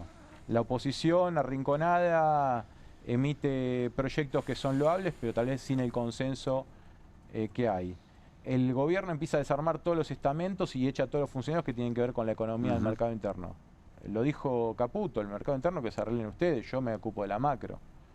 Pero hacen lo posible para fundirnos. Y cuando uno ve los informes económicos, las 18.000 pymes cerraron. Claro. Entonces eso te va desarmando y todos estamos ocupándonos de nuestro boliche, digamos. Hay que abrir de 9 a 18 y después irte a la Cámara Empresaria a batallar contra un Estado. No Entiendo. Es tarea sencilla. ¿Cómo vive quiero preguntarte eso, ¿cómo vive un empresario pyme que puede tener 20 años, 15 años o a veces tradición familiar de mucho tiempo, el día a día y no saber hasta dónde estirar el cierre. ¿Qué pasa por el cuerpo de esa persona? Una vez hubo una charla en San Martín justamente, sí. Y un empresario con mucha experiencia contaba, y pasamos esta crisis, somos magos en Argentina, y hacían la comparación con ser un empresario en Suiza, que aburrido cuando hay estabilidad a largo plazo, ¿no? Nos aburriríamos en la actividad. Pero la verdad que no está bueno ser mago. Los que tienen expertise y sortean las crisis saben que se tienen que dolarizar antes de una elección, que tienen que hacer tal jugada financiera, todas cosas que no son del core del negocio, ¿no? Que es producir o comprar o vender, sino para tratar de sortear las trampas que te pone o el neoliberalismo, ¿sí? O la Argentina coyuntural. Alguien podría decir, cerraron pymes, echaron trabajadores, bajan los salarios, dije, listo, vamos a una elección, este gobierno pierde, 40 puntos, ganador contundente. Un empresario pyme no la entiende y sin embargo, bueno, la sociedad por ahí empieza a tomar las tácticas defensivas que tiene que tomar, que no son las de invertir para aumentar la competitividad, no, claro, mejorar la rentabilidad, ver tu tablero de control para ver dónde ganas un poco más de plata sin cagar a nadie y vendiendo más. Bueno, ese es el cotidiano de un empresario pyme. Antes me hacían una pregunta de los industriales. Antes un industrial era un industrial de fuste, fabricaba todo. Hoy no encontrás casi ni de casualidad un industrial que haga el 100%. Importan una parte, otra producen y tal vez algo de producto terminado también importan y lo tienen ahí guardado. Entonces van jugando de acuerdo al gobierno, se inclinan más a importar o a veces más a producir, o claro, porque saben que te cambian las reglas de juego todo el tiempo. Y no está bueno eso, porque mientras nosotros sobrevivimos, el mundo avanza a una velocidad feroz. Y la guerra es por el trabajo. Y la verdad que nosotros nos estamos quedando atrás en esa guerra. Leo, gracias por haber venido. A ustedes por darle voz a las pymes. Nos vamos a cambiar de tema, pero en algún punto recién lo mencionaba, ¿no? El mundo, cosas que están pasando y que impactan directamente. A veces pensar que las cosas solamente pasan en la Argentina es un error de análisis político. Siempre se ha dicho que hay que analizar desde la geopolítica o las relaciones internacionales para entender efectivamente lo que ocurre. Y está pasando algo en este momento en Estados Unidos, más específicamente en Nueva York, que es la posibilidad de la elección de un alcalde que, bueno, Donald Trump ya lo caracterizó como 100% comunista y se están por dar los resultados en cualquier momento. Zohran Mamdani es el favorito. Está nuestro amigo Martín Shapiro, analista internacional en línea. Martín, ¿cómo te va? Pablo Caruso y todo el equipo de QR, saludamos. ¿Cómo estás, Pablo? Gusto de saludarte. Para nosotros también, gracias. ¿Qué está pasando? ¿Cómo están las cosas? Por lo menos la data que vos tenés. A ver, estamos esperando información oficial sobre la elección de Nueva York, pero todos los datos preliminares, encuestas de boca de urna de salida, indican que va a ser una victoria contundente de Zohran Mamdani, un candidato atípico, proveniente de la izquierda demócrata, diría. En realidad él se definía como un socialista democrático, sí, que recientemente se integró en el Partido Demócrata como tal.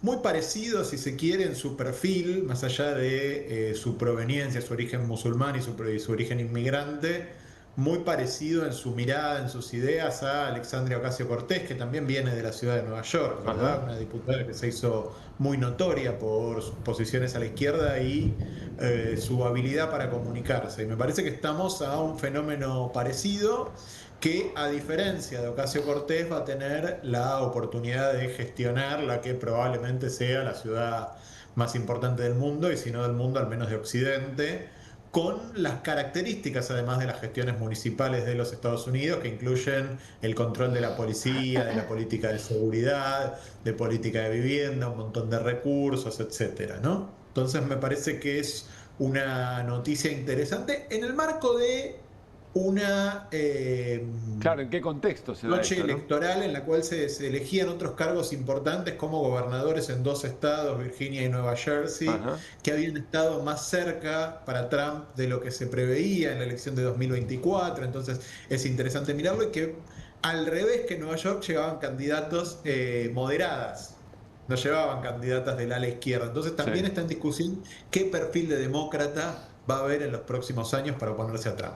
Ahora, interesante el contexto, porque si bien es, como vos decías, es una elección de alcalde, no es de gobernador de Nueva York, pero sin embargo tiene un simbolismo muy importante, y Trump dijo varias veces, mirá, si llega a ser electo Zohran Mamdani, le voy a cortar recursos, etcétera, etcétera. Es decir, ¿qué significa esta posible victoria o esta elección en el contexto de lo que está pasando en este momento en Estados Unidos? A ver, de vuelta, me parece que es una elección en la cual lo que más se pone en juego es una forma de pararse dentro del Partido Demócrata, una forma de plantear la alternativa a Donald Trump desde una posición nítidamente de izquierda, desde una posición que rompe algunos tabúes, por ejemplo, vinculados al apoyo sin fisuras al Estado de Israel en la ciudad con más judíos del mundo.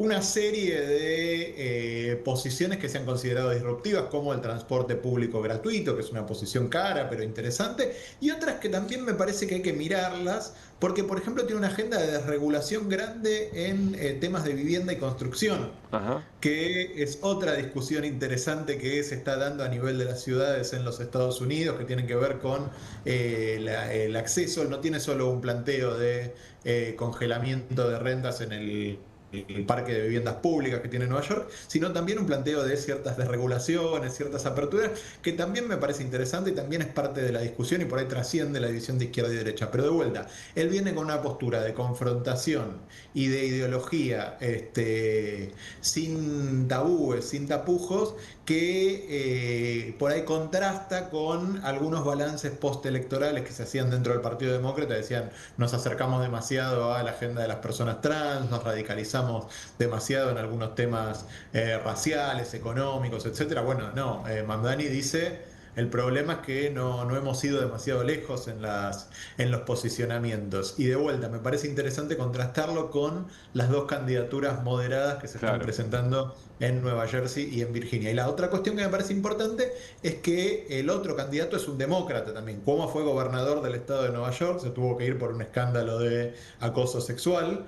Es una figura controversial, pero que llegó a acumular muchísimo poder. Fue el que estaba a cargo del estado de Nueva York y de la política sanitaria durante la pandemia, que contrastaba fuertemente con Donald Trump y sus políticas de apertura.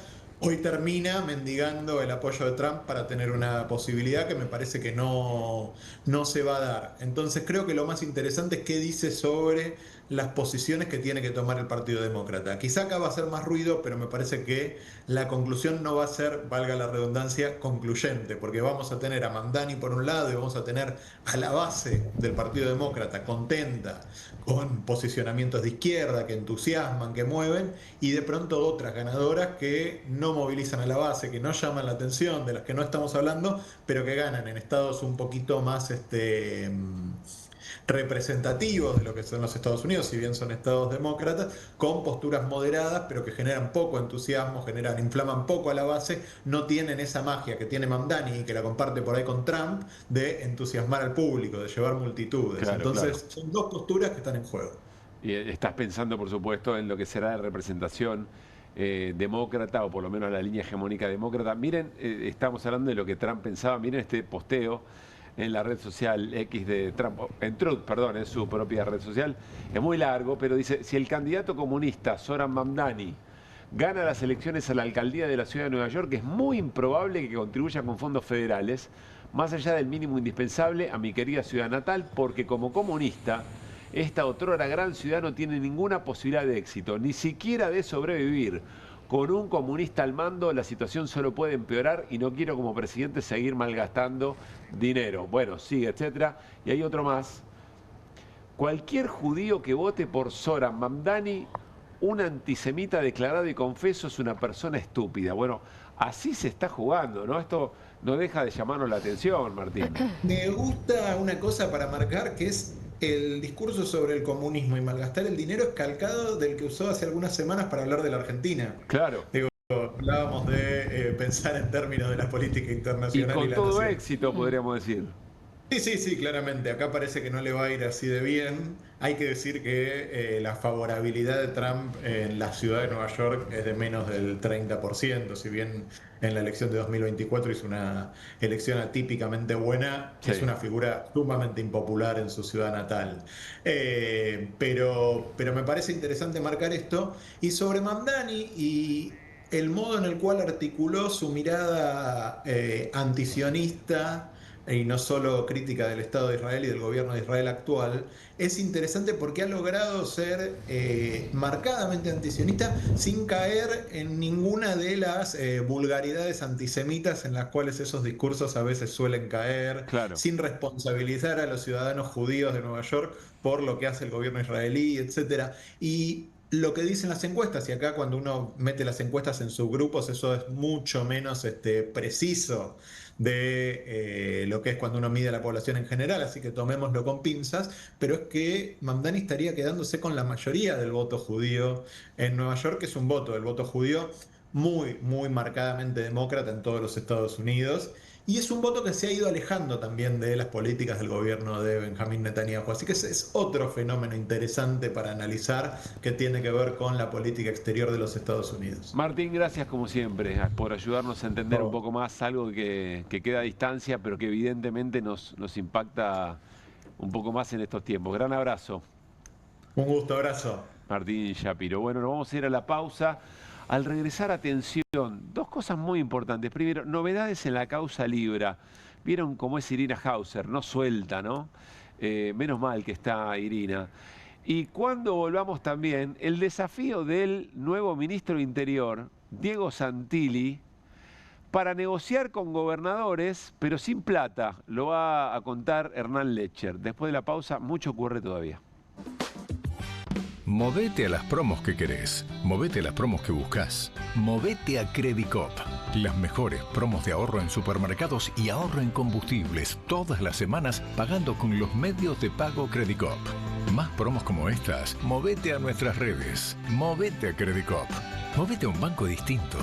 Banco Credicop Cooperativo. La banca solidaria. ¿Pensás que las subastas no son para vos? Son para todos, porque podés comprar y vender desde donde estés de manera rápida, fácil y confiable. ¿Querés participar de nuestra próxima subasta?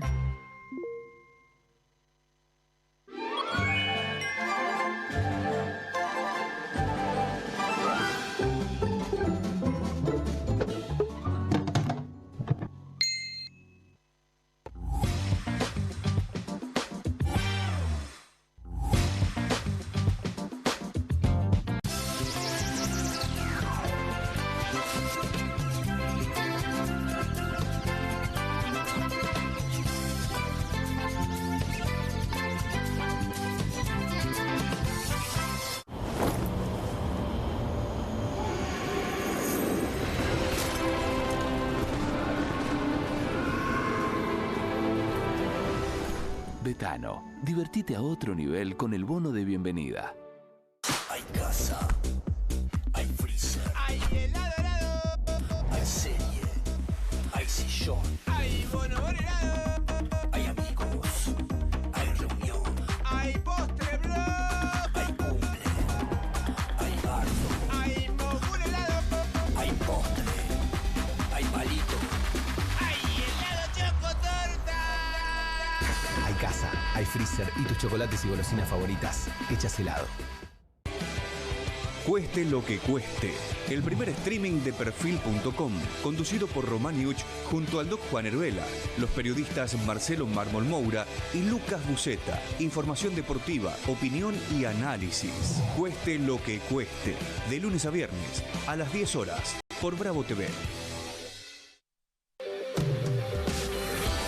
Emprendidos, con la conducción de Ornella Flench.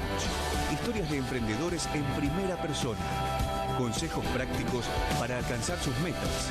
Emprendidos, de lunes a viernes a las 12 horas por Bravo TV.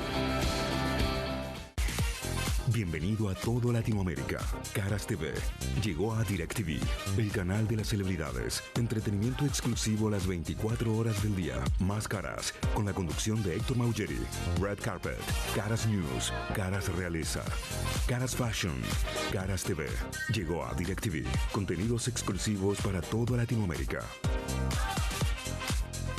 Espero que te guste. Cociné un pollo con papas, acariciado por una cocción a gas envolvente y uniforme, para luego ser realzado con un suave calor preciso. Ah, ¿lo hiciste al horno?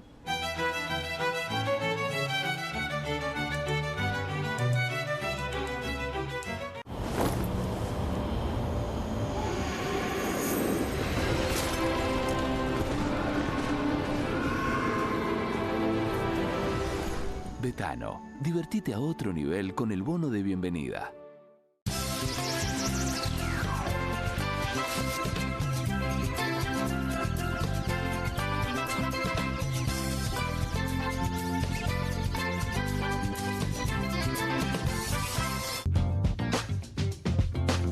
Pili, flamante ministro de Interior. Perdón, a propósito, ¿firma o no firma? Porque si eventualmente firma ahora o jura ahora como ministro de Interior, quien asume es un larretista. Entonces hay quien dice, lo hará el 10 de diciembre y mientras irá ahí trabajando medio... Sí. Sí. Yo creo que sí, ¿no? Algo por el estilo. Total, ¿quién le va a decir algo, no? Para mí, quizás asume, renuncia, después puede ser asume también, el otro, sí. Después renuncia de nuevo. Alguna vuelta la vamos a encontrar, No, dice la vela puerca. José sabía. Bueno, a ver, Hernán. A ver, venimos discutiendo, Santilli asume. ¿Para qué, podríamos decir? Sí. ¿O qué? ¿Tiene billetera la discusión? Vamos a los bifes. ¿Tiene billetera? Es decir, ¿va a poder resolver los problemas con los gobernadores con algo o con la palabra nada más? Esta es como la gran duda. Cosa que ya sufrió Franco, ¿no? En su momento. Y que, por cierto, hay que reconocerle a Franco que sin billetera tenía mucha cintura. Sí, claro. Te traje unos cuadritos que hizo Politicón Chaco, Alejandro, hoy se los pedí, la verdad, un informe muy interesante. ¿No? Pero después entendí. ¿Cómo? No, que me hace nada, malísimo. Creo que la última vez que hice un chiste así fue en el colegio secundario, cuarto año, más o menos. Bueno, te traje unos cuadros interesantes porque dan cuenta de las transferencias no automáticas y el rol de las transferencias no automáticas. A ver, en el presupuesto de una provincia vos tenés guita de recaudación propia, guita de recaudación de coparticipación, que son automáticas. Después pueden correr el BONID, el FONID, qué sé yo, pero son automáticas. No las discute. Que estás obligada a dársela a la provincia. Podés boletearlas en una discusión bastante compleja, no en la coparticipación, de hecho, en lo que se llama recurso de origen nacional. Pero bueno, tenés muy poco margen. Esas dos cosas siguen más bien la actividad económica. Caen o se recuperan en virtud de la actividad económica. Sí. Ahora, hay otra parte que es lo que se llaman transferencias discrecionales, vean, o no automáticas, para usar el término técnico, que las define básicamente el gobierno y en general el ministro del Interior. Sí. Bien, con lo cual de hecho hay varias partidas en el Ministerio del Interior que se pueden buscar y ver hacia dónde. Pues es que eso es lo que termina siendo eso es lo que podés moneda dar de o lo que cambio. no podés dar. Bien. Pero te quiero mostrar 3 placas de qué pasó con Milei, para ver cómo llega Santilli a este escenario. Y medio, podríamos decir, para confirmar lo que le va a pasar. No sé si tenemos las placas. Mira la primera. ¿Qué estás viendo ahí? Esto es mensual. Son transferencias no automáticas a las provincias y la Ciudad de Buenos Aires. Se agrega la Ciudad de Buenos Aires aparte porque, pues Distrito Federal en realidad no es una provincia. Y tiene un arreglo, bueno, ¿se acuerdan la discusión con la Ciudad de Buenos Aires? Sí. Ahora lo vamos a retomar. Pero bueno, fíjate cómo venía, ¿no? El mes, enero del 23, febrero del 23, se va acumulando. Mirá lo que pasa con la gestión Milei. No hay que explicar nada acá. No hay que explicar nada. Decís, ¿qué son dos? Yo lo miré y digo, ¿qué son? Dos gráficos distintos, ¿no? Porque además lo mirás así y decís, no puede ser. Claro, bueno, son dos variables distintas, no, es exactamente lo mismo. Sí. Te muestro la siguiente, esto es muy claro. Ahora te lo muestro lo mismo. Ah, no, acá te muestro otra cosa. ¿A qué se dedica el gasto? A ver. Vamos a poner un poquito a pleno eso, así lo vemos un poquito mejor. Te arranco por acá, que es la complementaria de la que acabo de decir, pero anual. A ver. Fíjate los 2 últimos años, 24 y 25. Se ve con toda claridad. Ya no solo en términos mensuales, sino cuando acumulo el año, claramente el 24 y el 25 es una poda fenomenal. Sí. Ahora vamos a decir, bueno, pero algo les dieron. Ahora sí, vamos a la de torta, porque en el algo les dieron, hay una parte muy importante de las transferencias no arbitrarias o discrecionales que tienen que ver, vamos a la torta, En la placa anterior. con a quién se le dediqué los recursos. ¿Qué es lo amarillo? ¿Qué es lo que a más le di la cautelar de la Corte Suprema de Justicia? ¿Sobre qué? Sobre la Ciudad de Buenos Aires. Es decir, eso se lo di porque me lo dijo la Corte, ni siquiera. ¿Se entiende? Claro. Es decir, de esos 2 bastoncitos que veías ahí muertos abajo, casi el 30%, es decir, recortarlos y ponerlo en un 70%, que es la posta. Porque todo lo demás es lo que tuvieron que cumplir con la Ciudad de Buenos Aires. Que tenés hospitales, universidad jornada extendida, comedores escolares, una partecita de ATN y después el resto, que hay de todo, hay algo de obra y demás cosas. Bueno, ahora, fíjate el recorte fenomenal que han sufrido las transferencias a las provincias. Te podría haber traído también a qué provincias, obviamente la Ciudad de Buenos Aires está primera, pero por esta misma cuestión. Sí. Y después cuando ves el podio, el problema en el informe es que está hecho en valores absolutos, entonces no quiero decir que es engañoso, pero el problema es que la provincia de Buenos Aires tiene un volumen, pero claro, tiene un presupuesto mucho mayor. Entonces cuando lo comparás con el presupuesto, las provincias, obviamente las que más se han llevado plata, en términos relativos, insisto, Entre Ríos, el propio Chaco, Mendoza, las provincias que fueron en la lista. Socias y aliadas del propio gobierno, claro. No lo traje, pero si vos te fijás, cuando cierran la lista, ¿se acuerdan en el cierre de lista que, no sé, Corrientes no va junto con el gobierno, Valdés, pero Entre Ríos sí? Sí. ¿No? Y hacen una reunión de unos pocos gobernadores. El otro día la ilustraban en comparación con esta de 20 gobernadores hace unos días atrás, y mostraron la otra foto que eran 5, creo, 4 o 5 que eran los que iban en la lista, los únicos que los llamaron y dijeron, bueno, tenemos que ir si vamos en la lista. ¿Qué vamos a hacer? Y todos esos, en esa reunión o al día siguiente, se llevan recursos. ¿De qué tipo? De este tipo de los que estamos viendo. O sea, Santilli va a tener que ir con esta herencia a tratar de negociar. Vamos a ver con qué recursos en función de las reformas que el gobierno quiere, incluida el presupuesto. Yo te diría con 2 escarbadientes, pero en la malaria, y lo relativizo en parte, en la malaria quizás los 2 escarbadientes decís, tengo 0. Bueno, un escarbadiente es un montón. ¿Se entiende? Se entiende. Pero ese es el debate que se le presenta a Santilli. Claramente no hay decisión por parte del gobierno, los números son muy contundentes. Miramos el presupuesto 26 y es lo mismo. No hay decisión de abrir un debate en términos de recursos con las provincias, claramente, así que medio lo mandan al desierto, insisto, en un desierto donde quizás una gota de agua puede ponemos el eje en Santilli, también hay que poner el eje en los gobernadores, a ver cómo hacen, por un lado, por su necesidad y la responsabilidad que tienen en administrar, y al mismo tiempo hasta dónde se doblegan, digamos, en términos de proyecto, de modelo respecto del propio Milei. Esa negociación, que es muy difícil en cada gobernador, también va a ser interesante para observar. Parece ser el territorio que viene y donde se va a dar la disputa. Gracias, Hernán, querido. Portada para lo que viene, cuentos de la cripto, porque hay novedades en la causa Libra. Irina Hauser. Tengo que decirte que las novedades no son precisamente en la causa Libra. No en la justicia, no en lo que está haciendo la justicia. No, es que justamente ese es el punto. Sí, claro. Hay novedades en la comisión investigadora de la Cámara de Diputados y además empieza a haber un enfrentamiento entre la comisión investigadora y el fiscal Eduardo Tayano y el juez Marcelo Martínez de Giorgi.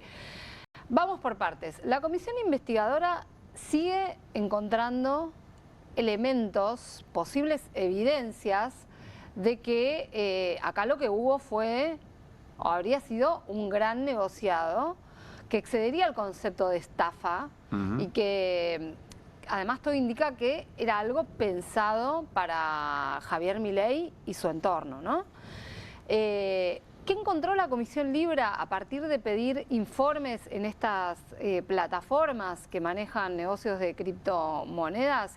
Encontró una serie de transferencias que por sus montos coinciden y además estarían vinculadas con los criptobros amigos del presidente, Mauricio Novelli y Manuel Terrones Godoy, coinciden con algo que yo no sé si vos te acordás, que en algún momento apareció, se informó en algunos medios, la existencia de un borrador de un acuerdo entre el presidente Javier Milei y el empresario estadounidense Hayden Davis. Hayden Davis, que es el creador de la criptomoneda. Perdón, se mencionó, pero nunca se demostró.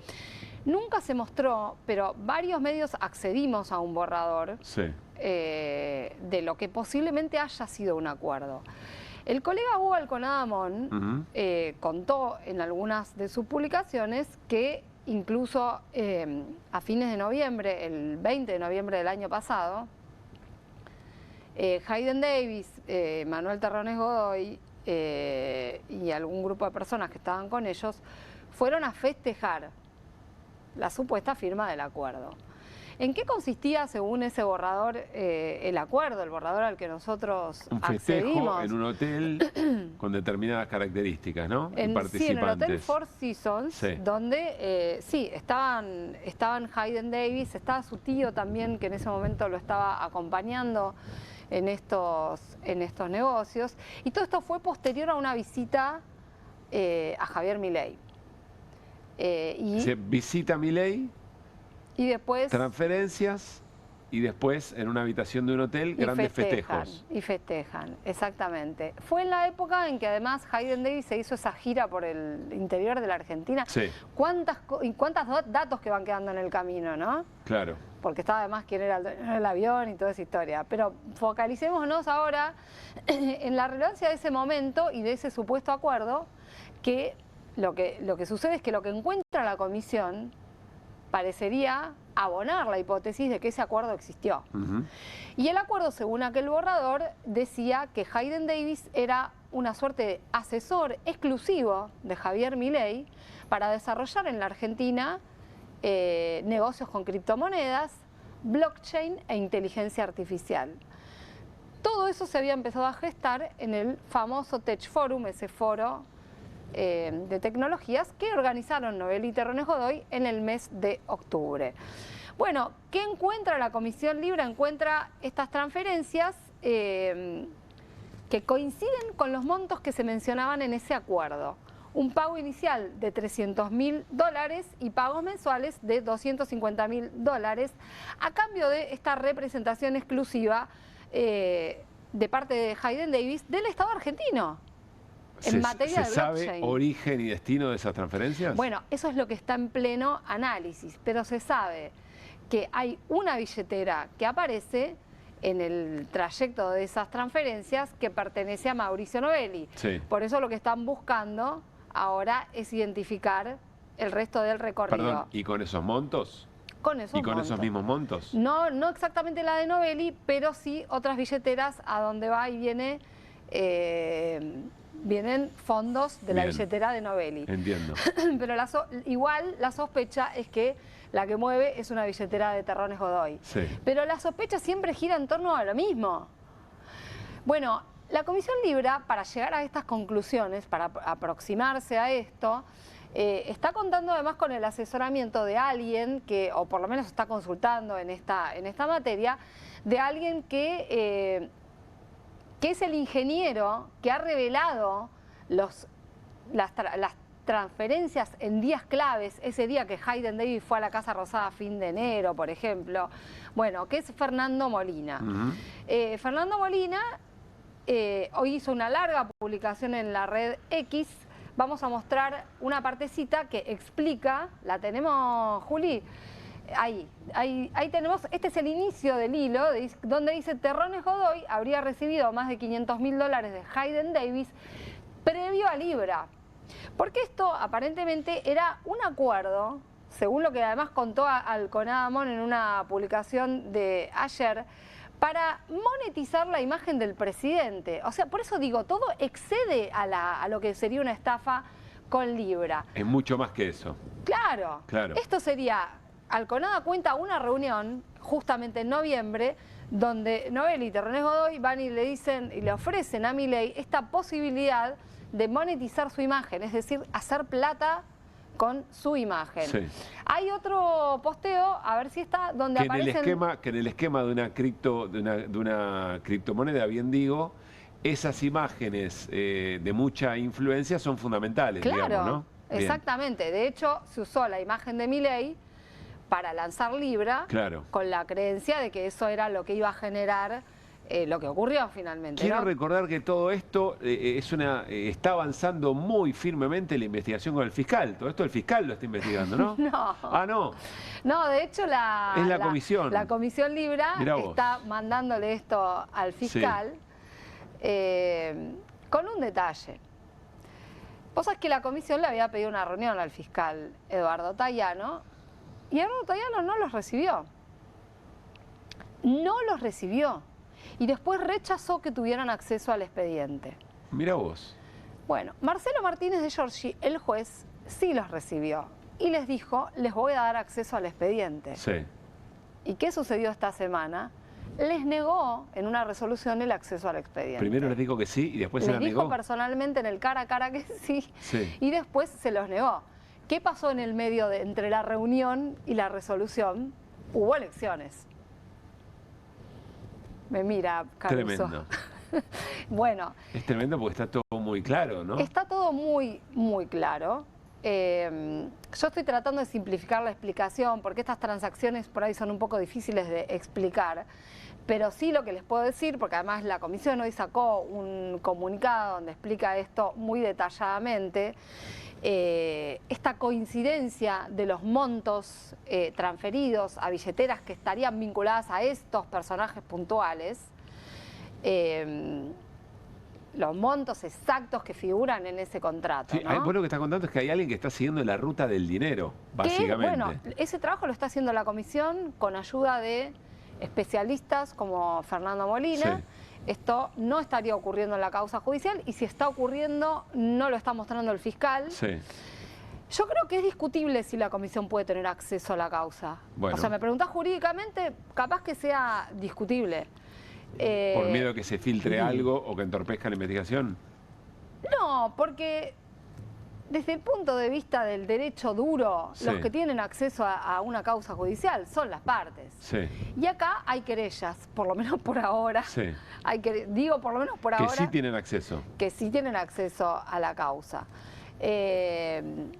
Pero podría ocurrir, por ejemplo, lo que ocurrió con el CIPSE, que es este Centro de Investigaciones de Delincuencia Económica, que lo que consiguió es un acceso parcial a la causa, ¿no?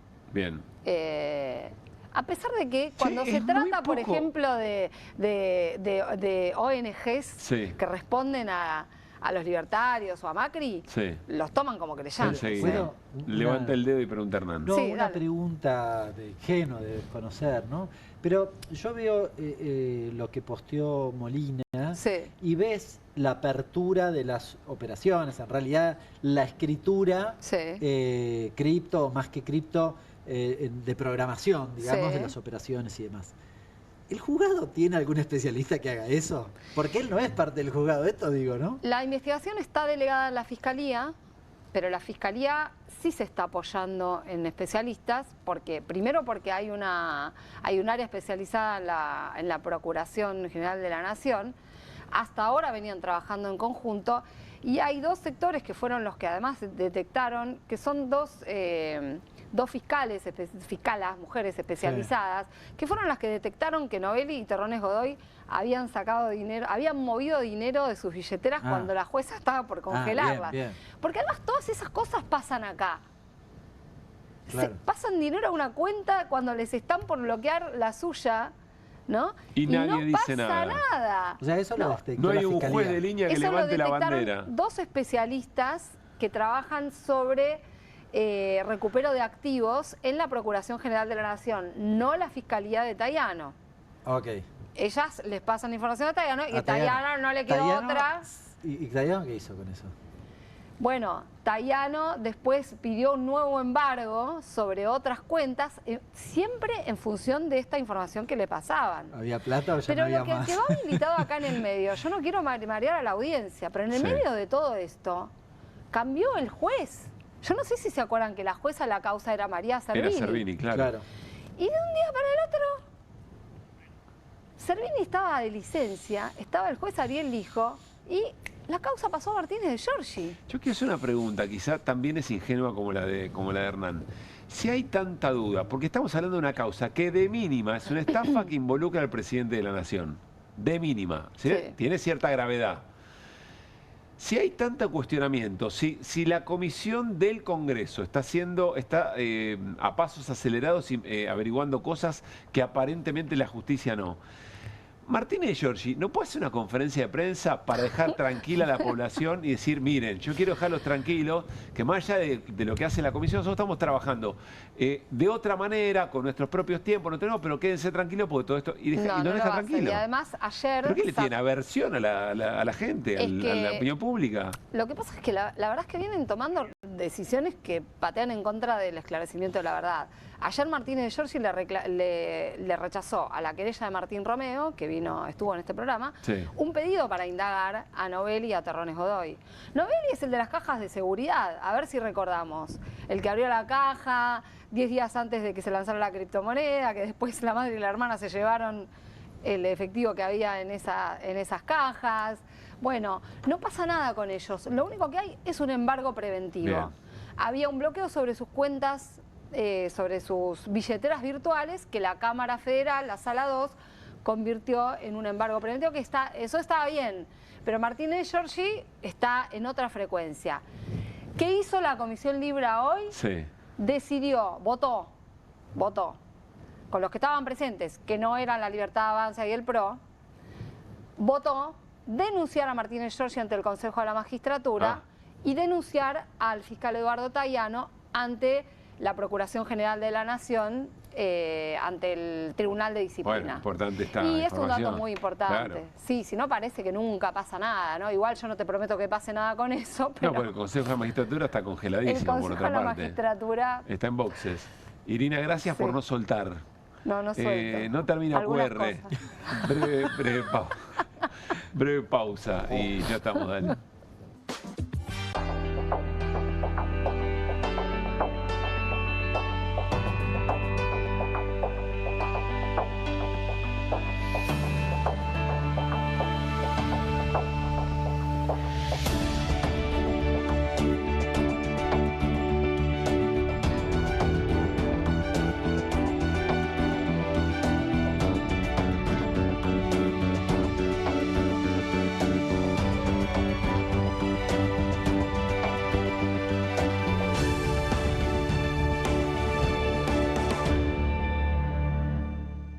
En Pilar contamos con Mimuni, nuestra herramienta digital de atención ciudadana para solicitar turnos, realizar trámites y gestionar reclamos de manera ágil y cercana. Descárgate la app o chatea con nosotros por WhatsApp a través de 11 52 38 68 64, las 24 horas del día. También podés acercarte a cualquiera de nuestros puntos Muni de lunes a viernes de 8 a 18 horas y los sábados de 9 a 15 horas. En Pilar seguimos acercando el Estado a todos y todas las pilarenses. Pilar presente con futuro.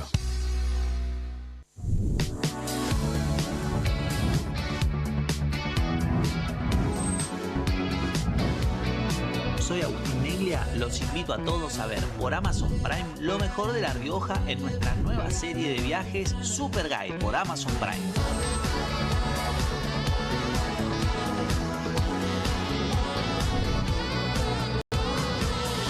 Una excursión increíble en La Rioja, ojalá que puedan venir algún día porque es una experiencia inigualable.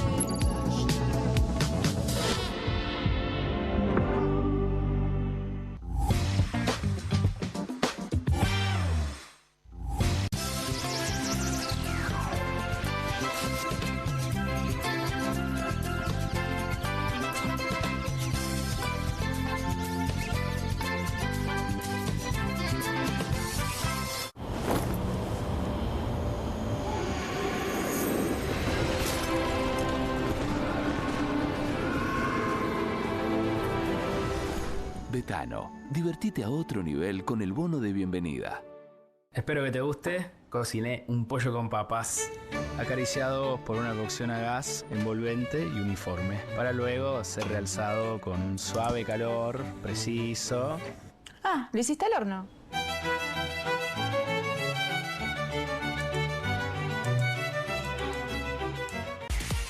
Bienvenido a todo Latinoamérica. Caras TV llegó a DirecTV, el canal de las celebridades. Entretenimiento exclusivo las 24 horas del día. Más Caras, con la conducción de Héctor Maugeri. Red Carpet, Caras News, Caras Realeza, Caras Fashion, Caras TV. Llegó a DirecTV. Contenidos exclusivos para toda Latinoamérica.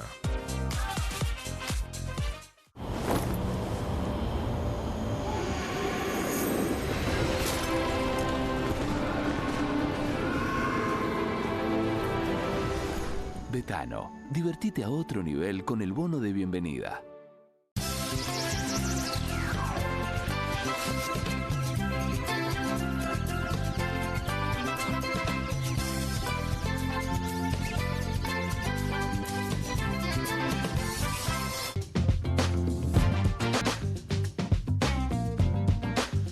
Minutos finales de QR y siempre alguito de scroll para divertirnos, para irnos con una sonrisa o no tanto. A ver, parece que Eduardo Feynman posteó sobre la discusión con Norma Alesana y dijo: del MST, socio de los K, la médica técnica, la que le importan los chicos hipócritas. Ah, no afloja ni a las patadas, ¿no? ¿Qué dice el cartel? Dirección tomada, permanencia hasta que devuelvan lo que descontaron.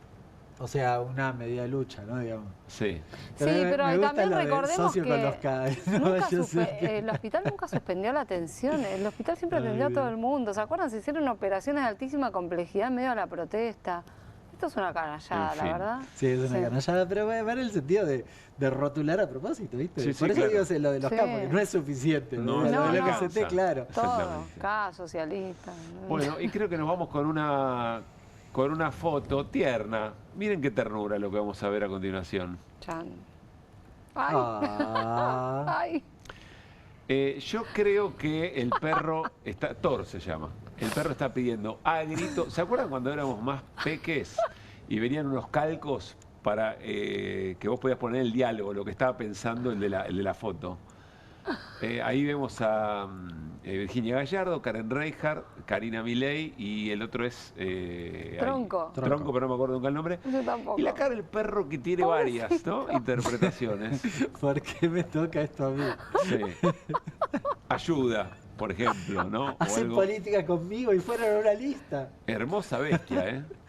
El perro también. El perro. Ponen al perro a hacer política, ¿te das cuenta? Sí, es una cosa, es vergonzoso. Hacen política con Y los todo eso perros. fueron en una lista, Sí. Increíble. Tremendo. Nos estamos yendo, nos reencontramos mañana para seguir haciendo QR, 10 de la noche en vivo aquí en Bravo TV. Abrazo, Iri. Chau, Hernán.